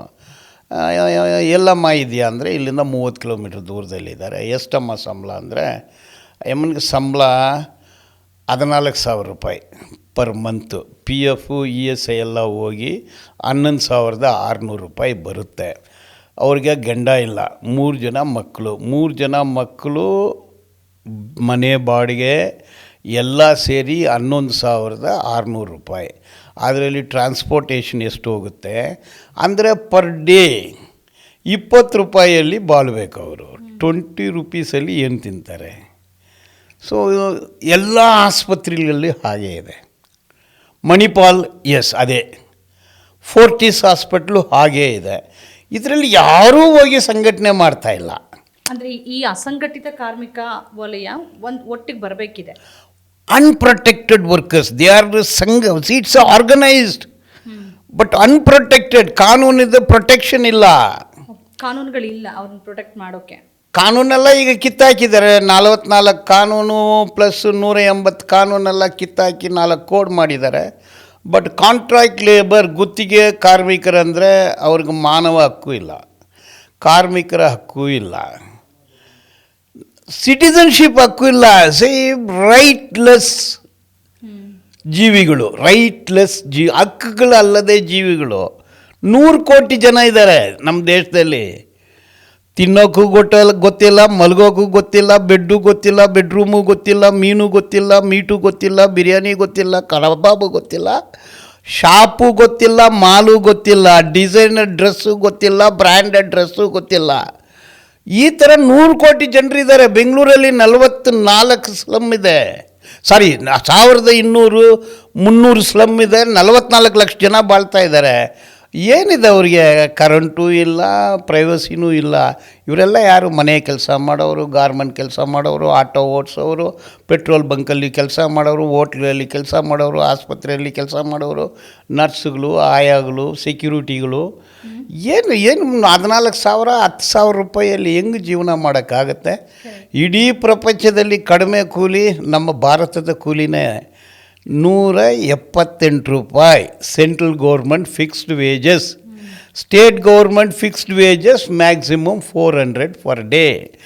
ಅದರಲ್ಲಿ 4 ದಿವಸ ರಜಾ ಹೋದರೆ 400 ರೂಪಾಯಲ್ಲಿ ಗಂಡ ಹೆಂಡತಿ ಮಕ್ಕಳು ಬಾಳಕ್ಕಾಗುತ್ತಾ? ಈ ಪರಿಸ್ಥಿತಿನಲ್ಲಿ ಇದೆ. ಇನ್ನೊಂದು 2-3 ವಿಚಾರ ಮಾತಾಡೋದಾದರೆ, ಈಗ ನಿಮ್ಮ ಸಮಕಾಲೀನ ವಕೀಲರುಗಳು ಹೇಗೋ ಬಂದರು, ವಕೀಲಿಕೆ ಶುರು ಮಾಡಿದ್ರು, ಇವತ್ತು ಅವರ ರೀತಿ ನೀತಿ ಅಥವಾ ಸ್ಥಳಗಳು, ಆಯಕಟ್ಟಿನ ಸ್ಥಳಗಳಲ್ಲಿದ್ದಾರೆ. ನಿಮಗೆ ಆ ಥರದ್ದು ಯಾವತ್ತಾದರೂ ಅನಿಸಿದೆಯಾ? ಅಂದರೆ ನೀವು ಮಾಡೋ ಕೆಲಸಕ್ಕೆ ಸರಿಯಾದಂಥ ಒಂದು ಪ್ರತಿಫಲ ಸಿಕ್ಕಿಲ್ಲ, ಅಥವಾ ನೀವು ಒಂದು ಸಿದ್ಧಾಂತದ ಜೊತೆಗಿರೋ ಕಾರಣಕ್ಕಾಗಿ ನೀವು ಎಡದ ಕಡೆಗಿದ್ದೀರಿ, ಅದು ನಿಮ್ಮ ಹುದ್ದೆ ತಪ್ಪಿಸೋದಕ್ಕೆ ಅಥವಾ ಯಾವುದಾದ್ರೂ ಆಯಕಟ್ಟಿನ ಸ್ಥಾನಕ್ಕೆ ಹೋಗೋದಕ್ಕೆ ತೊಂದರೆ ಆಗಿದೆ ಅಂತ ಕೆಲವು ಲಾಯರ್ಗಳು ಹೇಳ್ತಾರೆ, ಒಳ್ಳೆ ಟ್ರಯಲ್ ಲಾಯರು, ಹೋರಾಟ ಅಂದರೆ ಹೋಗ್ಬಿಡ್ತಾನೆ ಅಂದೆಲ್ಲ ಹೇಳ್ತಾರೆ. ನನಗೆ ಯಾವತ್ತೂ ಆ ಥರ ಅನ್ನಿಸ್ತಾ ಇಲ್ಲ. ಇದೇ ಇಂಪಾರ್ಟೆಂಟ್ ಅಂತ ಫೀಲ್ ಮಾಡ್ತೀನಿ ನಾನು. ಈಗ ಲಾಯರ್ಸ್ ಅಂದರೆ it's abstract. Designated senior lawyer, senior most lawyer, 4th generation lawyer, 3rd generation lawyer, 2nd generation lawyer, 1st generation lawyer, high court ಜಡ್ಜಿಗಳು ಮಕ್ಕಳು ಲಾಯರು, ಸುಪ್ರೀಂ ಕೋರ್ಟ್ ಜಡ್ಜಿಗಳು ಮಕ್ಕಳು ಲಾಯರು, ಸುಪ್ರೀಂ ಕೋರ್ಟ್ ಲಾಯರ್ಗಳು ಮಕ್ಕಳು lawyer, designated senior, supreme court lawyer, per hour 2 lakh lawyer, per hour 10 lakh lawyer, per hour 25 lakh lawyer. ಈಗ ಕಪಿಲ್ ಸಿಬ್ಬಲ್ ಇವರೆಲ್ಲ ಇದ್ದಾರಲ್ಲ, ಇವರಿಗೆ ಒಂದು ಅಪಿಯರೆನ್ಸ್ ಬಂದರೆ 25 ಲಕ್ಷ ಕೊಡಬೇಕು. ಒಂದು ಅಪಿಯರೆನ್ಸ್ಗೆ 4 ಅಪಿಯರೆನ್ಸ್ ಆದರೆ 1 ಕೋಟಿ ರೂಪಾಯಿ ಕೊಡಬೇಕು. ಈಗ ಸುಪ್ರೀಂ ಕೋರ್ಟಲ್ಲಿ ಈ ಲಾಯರ್ಗೆ 4 ಲಕ್ಷ ಆವತ್ತಿಗೆ, ಒಂದು ಹಿಯರಿಂಗ್ ಆವತ್ತು ಅಪಿಯರೆನ್ಸ್. ಸಪೋಸ್ ಅಡ್ಜರ್ನ್ಮೆಂಟ್ ಆಯಿತು, ಅದು 4 ಲಕ್ಷ. ಇದು ಲಾಯರ್ಸ್ ATM, ಲಾಯರ್ಸ್ ಫೀಸ್ ಅಲ್ಲ, ಲಾಯರ್ಸ್ ATM. ಅಂದರೆ ಏನಾಗುತ್ತೆ? 1st generation, 2nd generation, 3rd generation, 4th generation, 5th generation ಆ ಸೆಲಿಬ್ರಿಟಿ ಲಾಯರ್ಸು, ಅಂದರೆ ಹಳ್ಳಿ ಲಾಯರ್ಸು, ಫಸ್ಟ್ ಟರ್ಮು, ಇಂಗ್ಲೀಷ್ ಗೊತ್ತಿಲ್ದಿರೋ ಲಾಯರ್ಸು, ಒಳ್ಳೆ ಸೀನಿಯರ್ ಇಲ್ದಿರೋ ಲಾಯರ್ಸು, ಬ್ಯಾಕ್ಗ್ರೌಂಡ್ ಇಲ್ದಿರೋ lawyers, caste background important. Caste background ಯಾವ ಕ್ಯಾಸ್ಟುನವ್ರು ಎಲ್ಲ ಡಾಮಿನೇಷನ್ ಯಾರಿದ್ದಾರೆ? ಸೊ ಲಾಯರ್ಸ್ ಅಂದರೆ ಹಂಗಿದೆ. ನಾನು ಮೊನ್ನೆ ಕಾನೂನು ಬದಲಾವಣೆ ಆಯ್ತು. ಆ್ಯಕ್ಟಿವಿಸ್ಟ್ ಲಾಯರ್ಸು ಬೇಕಾಗುತ್ತೆ, ಆ್ಯಕ್ಟಿವಿಸಮ್. ನೋಡಿ, ಇಸ್ರೇಲಲ್ಲಿ ಕಾನೂನಿಗೆ ವಿರೋಧವಾಗಿ ಒಂದು ಬಿಲ್ ಪಾಸ್ ಮಾಡೋಕ್ಕೆ ಟ್ರೈ ಮಾಡಿದರು. Entire lawyers of Israel Ghat against it. ನೋಡಿ, ಪಾಕಿಸ್ತಾನಲ್ಲಿ ಕಾನ್ಸ್ಟಿಟ್ಯೂಷನ್ ವಿರೋಧವಾಗಿ ಒಂದು ಅಮೆಂಡ್ಮೆಂಟ್ ತಂದರು. Lawyers of Pakistan Ghat against it. ಈಗ ನಮ್ಮ ದೇಶದಲ್ಲಿ ಕ್ರಿಮಿನಲ್ ಅಮೆಂಡ್ಮೆಂಟ್ ಮಾಡಿಬಿಟ್ಟಿದ್ದಾರೆ. ಅದು ಭಾರಿ ಎಲ್ರಿಗೂ ಏಟು ಬೀಳುತ್ತೆ, ಅದು ದೊಡ್ಡ ವಿಚಾರ. ಅದು ಬಿಡಿ, ನಾನು ಅದ್ರ ಬಗ್ಗೆ ಒಂದು ಸತಿ ಮಾಡ್ತಿದ್ದಾಗ ಒಂದು ಲಾಯರೇ ಕೇಳಿದ್ರು, ಏನು ಸರ್ ಇಷ್ಟು ವರ್ಸ್ಟ್ ಕಾನೂನು ಮಾಡಿದ್ದಾರೆ ಅಂತ ಹೇಳ್ತಾ ಇದ್ದೀರಾ, ನೀವು ಲಾಯರ್ಗಳು ಯಾಕೆ ಹೋರಾಟ ಮಾಡಲ್ಲ? ನಾನು ಹೇಳಿದೆ, ಸುಮ್ಮನೆ ಕೇಸು ಅಂದರೆ ಕಾಸು, ಇದು ವಕೀಲರ ಮನಸ್ಸು. ಇವರೆಲ್ಲ ಒಂದು ದಿನಸು. ಕಕ್ಷಿಗಾರರಿಗೆ ಲಾಸು, ಇಡೀ ದೇಶಕ್ಕೆ ಡೋಸು ಒಂದೇ. ಅಂದರೆ ಅಷ್ಟು ವರ್ಷ ಕಾನೂನು ಬಂದಿದ್ದು ಹೋರಾಟನೇ ಮಾಡಿಲ್ಲ. ಈಗ ವಕೀಲರಿಗೆ ವಿರೋಧವಾಗಿ ಒಂದು ಕಾನೂನು ತಂದಿದ್ದಾರೆ, ಅದಕ್ಕೂ ವಕೀಲರು ಹೋರಾಟ ಮಾಡ್ತಾಯಿಲ್ಲ. ಅಂದರೆ ಏನಾಗುತ್ತೆ, ಕೇಸ್ ಅಂದರೆ ಫೀಸು ಅಷ್ಟೇ. In measure on terms of fees. ನನಗೆ ಇಷ್ಟು ಲಕ್ಷ ಕೊಡಬೇಕು, ಪರ್ ಅಪಿಯರೆನ್ಸ್ಗೆ ಇಷ್ಟು ಡೇಟ್ ಕೊಡಬೇಕು. So case means fees. Case fees ಬಿಟ್ಟು ಏನಾಗಲಿ ಇಲ್ಲ, ಅದು 95%, ಒಂದು 5% ಇರ್ತಾರೆ.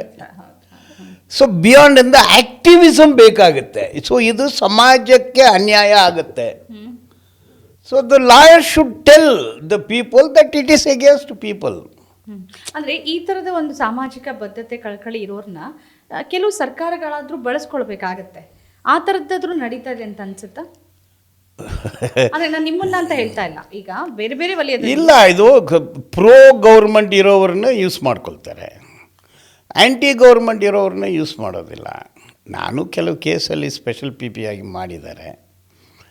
ಅದರಲ್ಲಿನೂ ನಾನು ಗೌರ್ಮೆಂಟ್ ಹತ್ರ ಇದುವರೆಗೆ ₹1 ಕ್ಲೈಮ್ ಮಾಡಿಲ್ಲ. 5-6 ವರ್ಷದಿಂದ ಒಂದೊಂದು ಕೆಲವು ಕೇಸ್ಗಳಲ್ಲಿ ವರ್ಕ್ ಮಾಡ್ತಾಯಿದ್ದೀನಿ.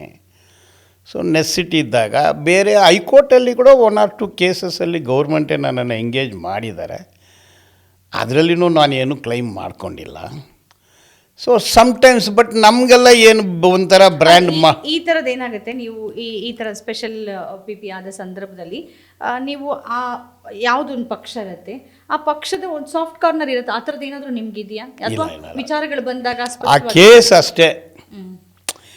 ಕೆಲವು ಕೇಸು ನಾನು ತಗೊಳ್ಳಲ್ಲ, ಕೆಲವು ಕೇಸು ಏನು ಕೊಟ್ರೇನೂ ತಗೊಳ್ಳಲ್ಲ, ಕೆಲವು ಕೇಸು ದುಡ್ಡಿಲ್ಲ ಅಂದ್ರೇನು ತಗೊಳ್ತೀನಿ. ಹಾಗಂತ ಸರ್ಕಾರದ ನೀತಿ ನಿರೂಪಣೆ ಬಗ್ಗೆ ನಿಮ್ಮ ಟೀಕೆ ವಿಮರ್ಶೆ ಇದ್ದೇ ಇರುತ್ತೆ. ಅದರಲ್ಲಿ ನೋ ಕಾಂಪ್ರಮೈಸ್. ನಿರ್ಮಲಾ ಸೀತಾರಾಮನ್ ಮೇಲೇನೂ ಕೇಸ್ ಹಾಕಿದೆ, ಯಡಿಯೂರಪ್ಪ ಮೇಲೇನೂ ಕೇಸ್ ಹಾಕಿದೆ, ಕಾಂಗ್ರೆಸ್ ಮಂತ್ರಿಗಳ ಮೇಲೇನೂ ಕೇಸ್ ಹಾಕಿದ್ದೀನಿ, ಎಲ್ಲರ ಮೇಲೇನೂ ಹಾಕಿದ್ದೀನಿ. No compromise. ಅದರಲ್ಲಿ ಏನು ನೋ ಕಾಂಪ್ರಮೈಸ್. ಕೇಸ್ಗೋಸ್ಕರ ಕೇಸ್ ಬರುತ್ತೆ, ಅದೆಲ್ಲ no compromise. I am a left, remain left. ಅದರಲ್ಲೇ ಖುಷಿ ಇದೆ. That is the purpose. ಖುಷಿಗೋಸ್ಕರ ಅಲ್ಲ, it is can't be a fashion. So ಕಾರ್ಮಿಕರಿಗೆ ದುಡಿಬೇಕು, ವರ್ಕ್ ಮಾಡಬೇಕು ಅನ್ನೋದು ಆತ್ಮತೃಪ್ತಿಗೋಸ್ಕರ ಅಲ್ಲ, ಇಟ್ಸ್ ಅವರ್ ರೆಸ್ಪಾನ್ಸಿಬಿಲಿಟಿ. ನಾವು ಈ ದೇಶದಲ್ಲಿ ಹುಟ್ಟಿದ್ವಿ, ನಮ್ಗೆ ರೆಸ್ಪಾನ್ಸಿಬಲ್ ಇದೆ. ಇವ್ರಿಗೆ ಅನ್ಯಾಯದಲ್ಲಿದ್ದಾರೆ, ಅವ್ರನ್ನ ರಕ್ಷಣೆ ಕೊಡಬೇಕು. ಎಲ್ಲರಿಗೂ ರಕ್ಷಣೆ ಕೊಡೋಕ್ಕಾಗಲ್ಲ. ಬಟ್ ನನ್ನ ಪ್ರಕಾರ ಇಡೀ ಸ್ಟೇಟಲ್ಲಿ ಲಕ್ಷಾಂತರ ಜನ ಕಾರ್ಮಿಕರಿಗೆ ನಾವು ನಿಂತು ಅವ್ರಿಗೆ ಬೆನಿಫಿಟ್ ಆಗಿದೆ. ನಮ್ಮ ಪಾಕೆಟಿಂದ ₹1 ಕೊಟ್ಟಿಲ್ಲ, ಅವ್ರ ದುಡಿಮೆ ಅವ್ರಿಗೆ DA ಬರಬೇಕು, ಬೋನಸ್ ಬರಬೇಕು. ಇದೆಲ್ಲ ಕಾನೂನಲ್ಲಿ ಹೋರಾಟ ಮಾಡಿ ತಂದಿರೋ ಕಾನೂನೇ, ಅದನ್ನು ಜಾರಿ ಮಾಡಿಸಿದ್ದೀವಿ. ಅದರಲ್ಲಿ ಖುಷಿ ಅದೆಲ್ಲ ಏನು, ಇಟ್ಸ್ ಅವರ್. ತಾಯಿಗೆ ಮಗನ್ನ ಚೆನ್ನಾಗಿ ನೋಡ್ಕೋಬೇಕು, ಅದರಲ್ಲಿ ಖುಷಿಯಾಗಿ ಮಾಡ್ತಿಲ್ಲ, ಅವಳ responsibility. She has love for the child. So ಆ ಥರ I have love for the workers, I have love for the exploited people. ಅದು ಯಾರಾಗಲಿ ಇರಲಿ, ಮುಸ್ಲಿಮ್ಸು ಅದೆಲ್ಲ ಏನಿಲ್ಲ, ಯಾರು ಎಕ್ಸ್ಪ್ಲಾಯ್ಟೆಡೋ ಅವ್ರಿಗೆ ನಾವು ವರ್ಕ್ ಮಾಡ್ತೀವಿ. ಬಟ್ ಆದರೆ ಧರ್ಮ ಅಂದರೆ ಆ ವಿಭಜನೆ ಇವತ್ತಿಗೆ ಜಾಸ್ತಿ ಆಗ್ತದೆ. ನೀವು CA ಹೋರಾಟದಲ್ಲಿ ಭಾಗಿಯಾಗಿದ್ರಿ. ಇವತ್ತು ನೋಡಿದ್ರೆ ನಿಮ್ಗೆ ರಾಜಕೀಯ ಸಂಪೂರ್ಣವಾಗಿ ಧರ್ಮದ ಆಧಾರದಲ್ಲಿನೇ ಒಡೆದು ಹೋಗ್ತಾ ಇದೆ. ಮುಸ್ಲಿಂ ಮೀಸಲಾತಿ ವಿಚಾರವೂ ಚರ್ಚೆ ಆಗ್ತಿದೆ. ಯಾಕೆ ಇಷ್ಟು ದೊಡ್ಡ ಪ್ರಮಾಣದಲ್ಲಿ ಒಂದು ವಿಭಜನೆ ಆಗ್ತಾ ಇದೆ? ಈಗ ಏನಾಗಿದೆ, ಅದೇ ಕಾರ್ಪೊರೇಟ್ ಸ್ಯಾಫ್ರಿನಿಸಮ್ ಆರ್ ಕಾರ್ಪೊರೇಟ್ ಸನಾತನಿಸಮ್. ಒಂದು ಗ್ರೂಪು ಕಂಪ್ಲೀಟ್ ಅಧಿಕಾರ. ಕೋಳಿಯಿಂದ ಮೊಟ್ಟೆ ಬಂತ, ಮೊಟ್ಟೆಯಿಂದ ಕೋಳಿ ಬಂತ, ಹಣದಿಂದ ಅಧಿಕಾರ ಬಂತ, ಅಧಿಕಾರದಿಂದ ಹಣ ಬಂತ. ಅಧಿಕಾರ, ಹಣ, ಐಷಾರಾಮಿ ಜೀವನ. 3000 ವರ್ಷದಿಂದ ಈ ದೇಶದಲ್ಲಿ ಒಂದು ಗುಂಪು, ಇಂಗ್ಲೀಷಲ್ಲಿ ಒಲಿಗಾರ್ಕಿ ಅಂತೀವಿ ನಾವು, ಒಂದು ಗುಂಪು ಹಣ, ಅಧಿಕಾರ, ಕಂಪ್ಲೀಟ್ ಕಂಟ್ರೋಲು. ಶೂದ್ರರಿಗೆ, ದಲಿತರಿಗೆ ಹಣನೂ ಇಲ್ಲ, ಅಧಿಕಾರನೂ ಇಲ್ಲ, ಐಷಾರಾಮಿ ಜೀವನವೂ ಇಲ್ಲ ಎಂದು ಭಗವದ್ಗೀತೆಯಲ್ಲಿ ಹೇಳಿದ್ದಾರೆ, ರಾಮಾಯಣದಲ್ಲಿ ಹೇಳಿದ್ದಾರೆ, ಭಗವದ್ಗೀತೆಯಲ್ಲಿ ಹೇಳಿದ್ದಾರೆ, ಎಲ್ಲದರಲ್ಲಿನೂ ಹೇಳಿದ್ದಾರೆ. ಈ ಶೂದ್ರರು ದಲಿತರನ್ನು ಹಿಂದೂ ಒಂದು ಎಲ್ಲಿ ಯಾವ ಒಂದು ಗ್ರಂಥದಲ್ಲಿನೂ ಇಲ್ಲ. ಹಿಂದೂ ಅನ್ನೋ ಪದನೂ ಯಾವುದರಲ್ಲಿನೂ ಇಲ್ಲ. ಹಿಂದೂ ಅನ್ನೋ ಹೆಸರನ್ನು ಕೊಟ್ಟಿದ್ದು ವಿಲಿಯಂ ಜೇಮ್ಸು ಕೊಟ್ಟಿದ್ದ ವರ್ಷ 1799 ಅಟ್ ಬಂಗಾಲಲ್ಲಿ ಕೊಟ್ಟಿದ್ದು. ಸೊ ಇದು ಏನಾಯಿತು, ದ್ವಿಜ, ಶೂದ್ರ, ಪಂಚಮ ಇಷ್ಟೇ ಇರೋದು. ಅದರಿಂದ ಈ ಕಮ್ಯುನಿಟಿ ಆವಾಗಲೂ ಯಾವ ಸ್ಥಿತಿನಲ್ಲಿದ್ದಾರೆ, ಈವಾಗಲೂ ಅದೇ ಸ್ಥಿತಿನಲ್ಲಿದ್ದಾರೆ. ಇವ್ರ ಕೈಗೆ ಜುಡಿಷಿಯರಿ, ಎಕ್ಸಿಕ್ಯೂಟಿವ್, ಲೆಜಿಸ್ಲೇಟಿವ್ ಇವ್ರ ಕೈಗೆ ಹೋಗ್ಬಿಟ್ಟಿದೆ. ಇದು ಒಂದು ಸಿದ್ಧಾಂತ, ಅಧಿಕಾರದ ಸಿದ್ಧಾಂತ. ಇನ್ನೊಂದು ದುಡಿಯುವ ವರ್ಗದ ಸಿದ್ಧಾಂತ. ಪೆರಿಯಾರು, ಪೂಲೆ, ಮಾರ್ಕ್ಸು, ಲೆನಿನು, ಮಾವೋ, ಓಚಿಮಿನ್ನು, ಚಿಗುವಾರ, ಫಿಡೆಲ್ ಕಾಸ್ಟ್ರೋ, ಇದು ದುಡಿಯುವ ವರ್ಗದ ಸಿದ್ಧಾಂತ. ಈಗ ಮುಸೋಲಿನಿ, ಹಿಟ್ಲರು, ಫ್ರ್ಯಾಂಕೋ, ಪಿಂಚೋಟೋ, ಸುವಾರ್ಟೋ, ಮಾರ್ಕೋಸು ಮತ್ತು ಗೋಲ್ವಾಲ್ಕರು, ಇವರು ಇದೆಲ್ಲ ಬಂದು ಅಧಿಕಾರದ ಸಿದ್ಧಾಂತ. ಎರಡು ಸಿದ್ಧಾಂತ. ಅಧಿಕಾರದ ಸಿದ್ಧಾಂತ ಇಂಡಿಯಾದಲ್ಲಿ ಹಿಂದೂ, ಇದು ಇಂಗ್ಲೆಂಡು, ಅಮೆರಿಕಾದಲ್ಲಿ ಕ್ರಿಸ್ಟಿಯಾನಿಟಿ ಇದೆ, ಮಿಡ್ಲ್ ಈಸ್ಟಲ್ಲಿ ಮುಸ್ಲಿಂ, ಎಲ್ಲರೂ ಒಂದೇ ಸುಳ್ಳನ್ನು ಹೇಳ್ತಾ ಇದ್ದಾರೆ. ಅಧಿಕಾರದ ಸಿದ್ಧಾಂತ ಬೇರೆ, ದುಡಿಯುವ ವರ್ಗದ ಸಿದ್ಧಾಂತ ಬೇರೆ. ಇಂಡಿಯಾದ್ದು ಬಂದರೆ ಈಗ ಶೂದ್ರರು, ದಲಿತರು, ಅದೇ ಸಿದ್ಧಾಂತನೇ ಮಾರ್ಕ್ಸ್ವಾದ ಸಿದ್ಧಾಂತ. ಎರಡು ಸಿದ್ಧಾಂತ. ಯಾವ ಸಿದ್ಧಾಂತ ತಲೆಯಲ್ಲಿ ಇರುತ್ತೋ ಆ ರೀತಿಯೇ ನಡ್ಕೊಳ್ತಾರೆ. ಇದು ಸಿದ್ಧಾಂತ. ಆಯ್ತು, ಈ ಮಾರ್ಕ್ಸ್ವಾದ ಯಾಕೆ ಒಂದು ಸ್ವಲ್ಪ ಅಪರಿಷ್ಕೃತ ಆಗ್ತಾ ಬಂತು? ಹಂಗೆ ಹೇಳಕ್ಕೆ ಬರಲ್ಲ. ಈಗಲೂ ಜನ ಹೋರಾಟ ಮಾಡ್ತಿದ್ದಾರೆ, ಹೋರಾಟಗಳು ನಡೀತಾ ಇದೆ. ಅದನ್ನು ಅಪ್ಸ್ ಆ್ಯಂಡ್ ಡೌನ್ಸ್ ಇದೆ. ಈಗ ಇಂಟರ್ನ್ಯಾಷ್ನಲಿ ಈ ಫ್ಯಾಸಿಸಮ್ ಅಧಿಕಾರಕ್ಕೆ ಬಂದುಬಿಟ್ಟಿದೆ. ಅದು ಪುಟಿನ್ ಇರಲಿ, ಜೆಲೆನ್ಸ್ಕಿ ಇರಲಿ, ಟ್ರಂಪ್ ಇರಲಿ, ಸಿರಿಯನ್ ಪ್ರೆಸಿಡೆಂಟ್ ಇರಲಿ, ಶ್ರೀಲಂಕಾ ಪ್ರೆಸಿಡೆಂಟ್ ಇರಲಿ, ನೇಪಾಲ್ ಇರಲಿ, ಇವರು ಎಲ್ಲನೂ ಒಂದು ಸಿದ್ಧಾಂತನೇ. It is a era of fascism, era of dictatorship, era of corporatism, corporate control. America is a country ruled not by people of America but corporates of America. ಇದು ಎಲ್ಲ ದೇಶಕ್ಕೂ ಇದೆ. India is a country not ruled by Shudras, Dalits of this country or working class of this country. It is ruled by corporates and Sanatanawadis of India. ಅವ್ರ ಕೈಯಲ್ಲೇ judiciary ಇದೆ, executive ಇದೆ. ನೀವು ಜುಡಿಷಿಯರಿಯಲ್ಲಿ ಕೇಳಿದರೆ ಈಗ ಸುಪ್ರೀಂ ಕೋರ್ಟು ಒಂದು 60% ಅವರೇ ಇದ್ದಾರೆ. ಈಗ 25 ಹೈಕೋರ್ಟ್ ಜಡ್ಜಸ್, ಹೈಕೋರ್ಟ್ಗಳಿದೆ. ಚೀಫ್ ಜಸ್ಟಿಸ್ ಎಲ್ಲ mostly from 2 communities. 1140 judges, 860 judges ಸಿಟ್ಟಿಂಗಲ್ಲಿದ್ದಾರೆ. ದಲಿತರು 19% ಪಾಪ್ಯುಲೇಷನು, 3% ಸಿಕ್ಕಿದೆ. ಆದಿವಾಸಿಗಳು 10%, 1% ರೆಪ್ರೆಸೆಂಟೇಷನು. ಶೂದ್ರಾಸ್ ಅಂದರೆ 52%, 11% ರಿಸರ್ವೇಷನ್, ಅದರಲ್ಲಿ ಪೊಸಿಷನ್ಸು ಸಿಕ್ಕಿದೆ. ಬ್ರಾಹ್ಮಣರು 3%, 60% ಅವರೇ ಇದ್ದಾರೆ. ಮತ್ತು ಕಾಶ್ಯಾತ, ಕ್ಷತ್ರಿಯರು, ಈಗ ಪಾರ್ಸೀಸು, ಇವರು ಡಾಮಿನೇಟ್ ಮಾಡ್ಕೊಂಡಿದ್ದಾರೆ. ಮೊದಲಿಂದ ಡಾಮಿನೇಷನ್ ಇತ್ತು, ಈಗಲೂ. ಈಗ ದೊಡ್ಡ ದೊಡ್ಡ ಲಾಯರ್ಗಳು, ನಾರಿಮನ್, ಪಾಲ್ಕಿವಾಲ, ಯಾರೆಲ್ಲ ಪಾರ್ಸೀಸು. ಸೊ ಅಂದರೆ ಶೂದ್ರರು, ದಲಿತರು, ದುಡಿಯುವ ವರ್ಗಕ್ಕೆ ರೆಪ್ರೆಸೆಂಟೇಷನ್ ಜುಡಿಷಿಯರಿಯಲ್ಲಿ ಇಲ್ಲ. ಈಗ IAS, IPS. IAS 71% ಬ್ರಾಹ್ಮಣರೇ ಇದ್ದಾರೆ. IPS 61% ಅವರೇ ಇದ್ದಾರೆ. ಈಗ ಏನು ಹಿಂದಿ ಸಿನಿಮಾ ಏನು ಕೋಲಿವುಡ್ಡು 83% ಅವರೇ ಇದ್ದಾರೆ. ಮೀಡಿಯಾದಲ್ಲಿ ಆ್ಯಂಕರ್ಸ್, ಸೆಂಟ್ರಲ್ ಮೀಡಿಯಾಸು 89% ಬ್ರಾಹ್ಮಣರ ಕೈಯಲ್ಲೇ ಇದೆ. ಓನರ್ಶಿಪ್ ಬನಿಯಾಗಳ ಕೈಯಲ್ಲಿ ಇದೆ. ಈಗ ಸಿನಿಮಾ ರಂಗದಲ್ಲಿ ಈಗ ಫಾರಿನ್ ಅಂಬಾಸಿಡರ್ಸ್ 100% ಅವರೇ ಇದ್ದಾರೆ. 100% vice chancellors, company executive, CEOs, finance ministry, agriculture ministry, defence ministry, ಎಲ್ಲ ಅಧಿಕಾರನೂ ಅವ್ರ ಕೈಯಲ್ಲೇ ಇದೆ. ಈಗ ಆರ್ಥಿಕ ಅಂದರೆ ಪಿಂಟು ಏರೋಪ್ಲೇನ್ ಅವ್ರ ಕೈಯಲ್ಲೇ ಇದೆ. ನಮ್ಮ ಕೈಯಲ್ಲಿ 2 ಕೈ ಇದೆ, 2 ಕಾಲಿದೆ. ನಾವು ರೋಬೋಟ್ ಥರ, ನಮ್ಗೆ ಹೊಟ್ಟೆ ಇದೆ, ನಮಗೂ ಕಲ್ಚರ್ ಇದೆ ಅನ್ನೋ ಫೀಲಿಂಗ್ ಅವ್ರಿಗಿಲ್ಲ. ಅದರಿಂದನೇ 100 ಕೋಟಿ ಜನರು ಈ ಸ್ಥಿತಿನಲ್ಲಿದ್ದಾರೆ. ಸೊ ಹುಟ್ಟೋಕ್ಕೆ ಮೊದಲು ಹುಟ್ಟುತ್ತೀವಿ ಅಂದು ಗೊತ್ತಿದ್ದರೆ probably each one would have selected either Tata or Birla, Ambani or Adani, Nehru family, ಎಲ್ಲೋ ಒಂದು ಹೋಗಿ ಮೊದಲೇ ಚಾಯ್ಸ್ ಇದ್ದರೆ. There is no choice. ಹುಟ್ಟಿದ್ವಿ. ಈಗ ಎರಡೇ ದಾರಿ, ಈ ಕಡೆನ ಆ ಕಡೆನ. ದುಡಿಯುವ ವರ್ಗದ ಕಡೆ ಇರ್ತೀರ, ಶೂದ್ರರು ದಲಿತರ ಕಡೆ ಇರ್ತೀರ, ಇಲ್ಲ ಅಂಬಾನಿ ಅದಾನಿ ಕಡೆ ಇದ್ದು ಮಜಾ ಮಾಡಿಕೊಂಡು ಹೋಗ್ತೀರ ಅನ್ನೋದು ಎರಡು ದಾರಿ. So I feel I should be in this side, not the other side ಏನಾಗಲೂ ಹೋಗಲಿ, ನನಗೆ ಅದ್ರ ಬಗ್ಗೆ ಯೋಚನೆನೇ ಇಲ್ಲ. ಓಕೆ, ಇನ್ನು ನ್ಯಾಯಾಂಗ ಭ್ರಷ್ಟತೆ ಬಗ್ಗೆ ಭಾಳ ದೊಡ್ಡ ಚರ್ಚೆ ಆಗ್ತಿದೆ. ತಮಗೆ ಗೊತ್ತಿರ್ಬೋದು, ನ್ಯಾಯಾಧೀಶರೊಬ್ಬರ ಮನೆಯಲ್ಲಿ ಕಂತೆ ಹಣ ಸಿಕ್ಕಿದೆ. ಒಂದು ಇವತ್ತಿಗೂ ಇದೆ, ಅಲ್ಲೊಂದು ಪಾರದರ್ಶಕತೆ ಇದೆ ಅಥವಾ ಒಂದು ನಂಬಿಕೆ ಜನರಿಗೆ ಇವತ್ತು ನ್ಯಾಯಾಂಗದ ಬಗ್ಗೆ ಇದೆ. ಬಟ್ ಈ ಥರದ ಪ್ರಕರಣಗಳಿಗೆ ಏನನ್ನು ಹೇಳ್ತಾರೆ ನೋಡಿ, ನ್ಯಾಯಾಂಗದಲ್ಲಿ ಸುಮಾರು ನ್ಯಾಯಾಧೀಶರು ಒಳ್ಳೆಯವರಿದ್ದಾರೆ, ಕಾನ್ಸ್ಟಿಟ್ಯೂಷನಲ್ ಜಡ್ಜಸ್ ಇದ್ದಾರೆ, ಲೀಗಲ್ ಜಡ್ಜಸ್ ಇದ್ದಾರೆ, ಕಮಿಟೆಡ್ ಜಡ್ಜಸ್ ಇದ್ದಾರೆ, ಆನೆಸ್ಟ್ ಜಡ್ಜಸ್ ಇದ್ದಾರೆ. ಇಲ್ಲ ಅಂದಲ್ಲ, ಇಲ್ಲ. ಜುಡಿಷಿಯರಿ ಇರೋದ್ರಿಂದ ನೀವು ಅಲ್ಲಿ ಕೂತಿದ್ದೀರಾ, ನಾನು ಇಲ್ಲಿ ಕೂತಿದ್ದೀನಿ. ಇಲ್ಲಾಂದರೆ ಏನಾಗುತ್ತೆ? ಪಾಕಿಸ್ತಾನ, ಬಾಂಗ್ಲಾದೇಶು, ಶ್ರೀಲಂಕಾ ಥರ ಸಿರಿಯಾದಲ್ಲಿ ಮಾತಾಡ್ತಿದ್ರೆ ಯಾವಾಗ ಬಾಂಬ್ ಬೀಳುತ್ತೆ ಅಂತ ಗೊತ್ತಿಲ್ಲ. By and large we are peaceful. ಮನೆ ಬಿಟ್ಟು ಬರ್ತೀವಿ, ವಾಪಸ್ ಹೋಗ್ತೀವಿ, ಏನು ಬೇಕೋ ಅದು ಖರೀದಿ ಮಾಡ್ತೀವಿ, ಏನು ಡ್ರೆಸ್ ಬೇಕೋ ಅದು ಖರೀದಿ ಮಾಡ್ತೀವಿ.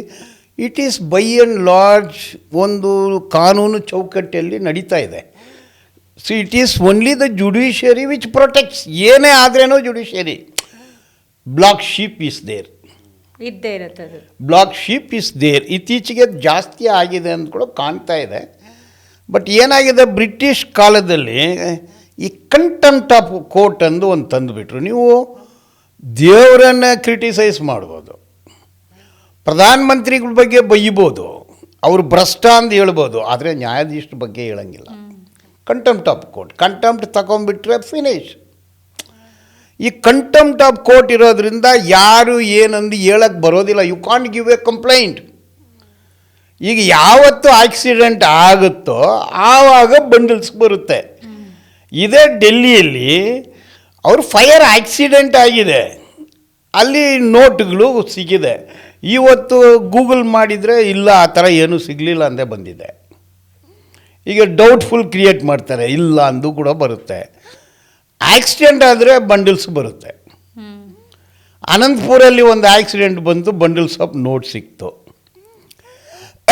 ಹೈದರಾಬಾದಲ್ಲಿ ಒಬ್ಬ ಪ್ರಭಾವಿದು ಬೇಲ್ ಕೊಟ್ಟರು, ಅವ್ರ ಲಾಕರಲ್ಲಿ ನೋಟ್ಸ್ಗಳು ಸಿಕ್ತು. ಈ ಥರ ಏನಾಗಲೇ ಆಕ್ಸಿಡೆಂಟ್ ಆದರೆ ಹೊರಗೆ ಬರುತ್ತೆ, ಇಲ್ಲಾಂದರೆ ಬರೋದಿಲ್ಲ. ಅಂದರೆ ನ್ಯಾಯಾಧೀಶರು ಏನೋ ಆಕಾಶದಿಂದ ಬಂದಿಲ್ಲ. ಪೆರಿಯಾರು ಹೇಳಿದರು, 25 ವರ್ಷ ಇವನು ಬರೀ ಸುಳ್ಳು ಹೇಳ್ಕೊಂಡು ಜೀವನ ಮಾಡಿಬಿಟ್ಟು 26ನೇ ವರ್ಷ ಜಡ್ಜ್ ಆಗಿಬಿಟ್ರೆ ಇವರು ನ್ಯಾಯಾಧೀಶರು ಅಂದು ಕ್ವಶನ್ ಮಾಡಿದ್ರು. It appears to be relevant. ಅದೇ ರೀತಿ ಕರಪ್ಷನ್ ಇನ್ ಜುಡಿಷಿಯರಿ ಅಂದು ಎಲ್ಲ ರಿಟೈರ್ಡ್ ಸುಪ್ರೀಂ ಜಡ್ಜ್ಗಳು ಮಾತಾಡ್ತಾರೆ, ಎಲ್ಲ ಹೈಕೋರ್ಟ್ ಜಡ್ಜ್ಗಳು ಮಾತಾಡ್ತಾರೆ. ಯಾರು ABC ಅಂದು ಯಾರೂ ಹೇಳಕ್ಕೆ ಬರೋದಿಲ್ಲ. ಅಂದರೆ ಕಂಟೆಂಪ್ಟ್ ಆಫ್ ಕೋರ್ಟ್ ಬರುತ್ತೆ. ಸೊ ವಾಟ್ ಈಸ್ ದಿ ಈಗ collegium judges appointing judges. So answerable. ಈಗ 5 ವರ್ಷಕ್ಕೊಮ್ಮೆ ಹೋಗಿ ಓಟ್ ಕೇಳಬೇಕು. ದುಡ್ಡು ಕೊಟ್ಟು ಓಟ್ ತಗೊಳ್ತಾರೆ, ನೋಟ್ ಕೊಟ್ಟು ತಗೊಳ್ತಾರೆ, ಅದು ಬೇರೆ. ಬಟ್ ಇಲ್ಲೇ ಅವರೇ ಅವ್ರನ್ನ ಅಪಾಯಿಂಟ್ ಮಾಡ್ಕೊಳ್ತಾರೆ, ಅವ್ರ ಮಕ್ಕಳನ್ನೇ ಅಪಾಯಿಂಟ್ ಮಾಡ್ಕೊಳ್ತಾರೆ. ಜುಡಿಷಿಯರಿ ಅಂದರೆ ಬಿಯಾಂಡ್ ಕ್ರಿಟಿಸಿಸಮ್ ಅಂದು ಬಂದುಬಿಟ್ಟಿದೆ. ಸೊ ಅದು ಕಂಟೆಂಪ್ಟ್ ಆಫ್ ಕೋರ್ಟನ್ನು ಬದಲಾಯಿಸಿದರೆ ಸುಮಾರು ಹೊರಗೆ ಬರುತ್ತೆ. Why there is a contempt? ಜುನೈನಾಗಿ ಇವರು ಹಿಂಗು ಅಂದರೆ ಹಿಂಗೊಂದು ಹೇಳಿ, where is the redressal forum? ಅದು ಬ್ರಿಟಿಷ್ನವರು ಅಬೋವ್ ಬೋರ್ಡ್ ಅಂದ ಮೇಲೆ ಇಟ್ಬಿಟ್ಟಿದ್ದಾರೆ. You can't criticise the judgment, you can't criticise anything. ಈಗ ನೀವು ಕೇಳೋ ಕ್ವಶನ್ಗೆ ಉತ್ತರ ಕೊಡೋಕ್ಕೆ ನನಗೆ ಹೆದರಿಕೆ ಆಗ್ತಾ ಇದೆ. ಹೇಳೋದೇನಾಗಲಿ ಕಂಟೆಂಪ್ಟ್ ಆಗುತ್ತಂದು ಮೈಂಡ್ ಒಳಗಡೆ ಹೋಗ್ತಾ ಇದೆ. ಅಂದರೆ ಇನ್ನರೆಂಟ್ಲಿ ವಿ ಆರ್ ಅಫ್ರೈಡ್ ಆಫ್. ಅಲ್ಲ, ವಕೀಲರಾಗಿ ನೀವೇ ಯೋಚನೆ ಮಾಡುವಾಗ ಸಾಮಾನ್ಯ ಜನ ಹೇಗೆ ಮಾತಾಡ್ತಾರೆ? ಹೆದರಿಕೆ. ಈಗ ಸುಮ್ಮನೆ ಏನೋ ಒಂದು ಟ್ವಿಟ್ಟರ್ ಹಾಕಿದ್ದಕ್ಕೆ ಕಂಟೆಂಪ್ಟ್ ಆಗುತ್ತೆ. ಒಂದು ಗುಂಪು ಬೇರೆ ಕಾಯ್ತಾ ಇರುತ್ತೆ. ಈಗ ಬಾಲನ್ ಎಲ್ಲ ನಮ್ಮ ವಿರೋಧ ಮಾತಾಡ್ತಾನೆ, ಏನಾಗಲಿ ಸಿಕ್ಕಿದ್ರೆ ಆಗ್ಬಿಡೋಣ ಅಂತ ಆಗ್ಬಿಡ್ತಾರೆ. So your question cannot be fairly answered. ಇಷ್ಟೊತ್ತಿಗೆ ನೀವು ನನ್ನ ಕೇಳಿರೋ ಕ್ವಶನ್ಗೆಲ್ಲ ಫೇರ್ ಆನ್ಸರ್, ಫಿಯರ್ಲೆಸ್ ಆನ್ಸರ್, ನಾವು ಫಿಯರ್ಫುಲ್ ಆನ್ಸರ್. ಈ ಫಿಯರ್ ಹೋಗಬೇಕು ಅಂದರೆ ಕಂಟೆಂಪ್ಟ್ ಬಗ್ಗೆ ಚರ್ಚೆಗೆ ಹೌದೌದು, ಕಂಟೆಂಪ್ಟನ್ನು ತೆಗಿಬೇಕು. ಮುಂದಿನ ಆಲೋಚನೆ ಏನಿದೆ? ಹೀಗೆ ದಮನಿತರ ಪರವಾಗಿ ತಮ್ಮ ಹೋರಾಟಗಳನ್ನು ಮುಂದುವರಿಸಬೇಕು ಅಂತ ಅಂದ್ಕೊಂಡಿದ್ದೀರಾ? ಬೇರೆ ಏನಾದರೂ ಹೊಸದಾಗಿ ಆಲೋಚನೆ ಇದೆಯಾ ತಮಗೆ? ಇದೇ ಲೈನಲ್ಲೇ ಹೋಗ್ತೀನಿ. So protect the unprotected, defend the undefended, help the A+ people. ಯಾರೂ ಕೇಸ್ ತಗೊಳ್ಳೋಲ್ಲ, ತಗೊಳ್ಳಿ. ಮತ್ತು ಕಾನೂನು ರೀತಿ ಕಾರ್ಮಿಕರಿಗೆ ಏನು ಬೆನಿಫಿಟ್ ಕೊಡೋಕ್ಕಾಗುತ್ತೆ ಕೊಡಿ. ಈ ವಿಚಾರಗಳನ್ನ ಎಲ್ರಿಗೂ ಹೇಳಿ. ನನಗೆ ಈಗ ಟ್ರಾನ್ಸ್ಪೋರ್ಟೇಷನ್ ಕಂಫರ್ಟಬಲ್ ಆಗಿದೆ. Anywhere in India I can book flight on my own cost, I can go there. ಯಾರು ಕರೆದ್ರೇನೋ ಹೋಗ್ತೀನಿ, ಡೆಲ್ಲಿನಲ್ಲಿ ಕರೆದ್ರೇನೋ ಹೋಗ್ತೀನಿ. So this is what I am going to do. Already I am 65. So ಈ 65 ಇಯರ್ಸ್ ಹೀಗೆ ಬಂದಿದ್ದೀನಿ. ಇದಕ್ಕೆ ಮೇಲೆ ಹಿಂಗೆ ಇರ್ತೀನಿ. No question of changing. ನಾನೇನೋ ಕಾಂಗ್ರೆಸ್ಸು BJP JDSನಲ್ಲಿ ಸೇರಿ ಅಲ್ಲೇನೋ MLC MLA ಮಂತ್ರಿ ಆಗಬೇಕಾ, ಅದು ತಲೆಯಲ್ಲಿ ಇಲ್ಲವೇ ಇಲ್ಲ. ಹೋರಾಟ ಮಾಡಿಕೊಂಡೇ ಹಿಂಗೆ ಸತ್ತೋಗ್ಬೇಕು ಅಷ್ಟೇ. ಹುಟ್ಟು ಹೋರಾಟಗಾರರ ಹೋರಾಟ ಹೇಗೆ ಮುಂದುವರಲಿ, ಇನ್ನೊಂದಷ್ಟು ಜನಕ್ಕೆ ನ್ಯಾಯ ಸಿಗಲಿ ನಿಮ್ಮ ಕಡೆಯಿಂದ ಅಂತ ನಾವು ಕೂಡ ಹಾರೈಸ್ತೀವಿ. ಇಷ್ಟೊತ್ತು ಕಾರ್ಯಕ್ರಮದಲ್ಲಿ ಭಾಗಿಯಾಗಿ ತಮ್ಮ ಬಹಳಷ್ಟು ಅನುಭವಗಳನ್ನು ನಮ್ಮ ಜೊತೆಗೆ ಹಂಚ್ಕೊಂಡ್ರಿ ಬಾಲನ್ ಅವರೇ. ಧನ್ಯವಾದ, ನಮಸ್ಕಾರ. Thank you. ನಾನು ನನ್ನ ಬಗ್ಗೆ ಜಾಸ್ತಿ ಹೇಳ್ಕೊಂಡೆ ಏನೋ ಗೊತ್ತಿಲ್ಲ. ನನ್ನ ಬಗ್ಗೆ ನಾನೇ ಹೇಳ್ಕೊಳ್ಳೋದು ಸರಿಯಲ್ಲ ಅಂತ ಫೀಲ್ ಆಗ್ತೀನಿ. ಮಾತನಾಡೋದು ಬೇರೆ ವಿಚಾರಗಳನ್ನು ನಾವು ಬೇರೆ ವೇದಿಕೆಯಲ್ಲಿ ನೋಡಿದ್ವಿ, ಆದರೆ ನಿಮ್ಮ ಬಗ್ಗೆನೇ ಗೊತ್ತಿರಲಿಲ್ಲ. Thank you. ಧನ್ಯವಾದ. ಆದ್ಮೇಲೆ ಇದಾಗಿತ್ತು ಇವತ್ತಿನ ಚಾಟ್ ರೂಮ್ ಕಾರ್ಯಕ್ರಮ. ಈ ರೀತಿಯ ಬೇರೆ ಬೇರೆ ವಿಶೇಷ ಕಾರ್ಯಕ್ರಮಗಳನ್ನು ತಾವು ನೋಡಬೇಕಾದ್ರೆ ನಮ್ಮ ಚಾನಲ್ ಸಬ್ಸ್ಕ್ರೈಬ್ ಮಾಡಿ. ನಮಸ್ಕಾರ.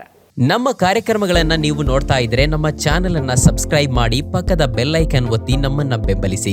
ಹಾಗೆ ನಮ್ಮ ಕಾರ್ಯಕ್ರಮಗಳನ್ನ ಲೈಕ್ ಮಾಡಿ, ಕಮೆಂಟ್ ಮಾಡಿ, ಅದನ್ನ ಬೇರೆಯವರಿಗೂ ವಾಟ್ಸ್ಆಪ್ ಮೂಲಕ ಶೇರ್ ಮಾಡಿ. ನೀವು ಹೀಗೆ ಮಾಡಿದಾಗ ನಮ್ಮ ಚಾನೆಲ್ ಮತ್ತಷ್ಟು ಜನರಿಗೆ ತಲುಪಲು ನೀವು ನಮ್ಮೊಂದಿಗೆ ಸಹಕರಿಸಿದ ಹಾಗಾಗುತ್ತೆ. ಇದು ನೀವು ಯಾವುದೇ ಖರ್ಚಿಲ್ಲದೆ ಕೆಲವೇ ಸೆಕೆಂಡುಗಳಲ್ಲಿ ನೀಡಬಹುದಾದ ಸಹಕಾರ. ಧನ್ಯವಾದಗಳು.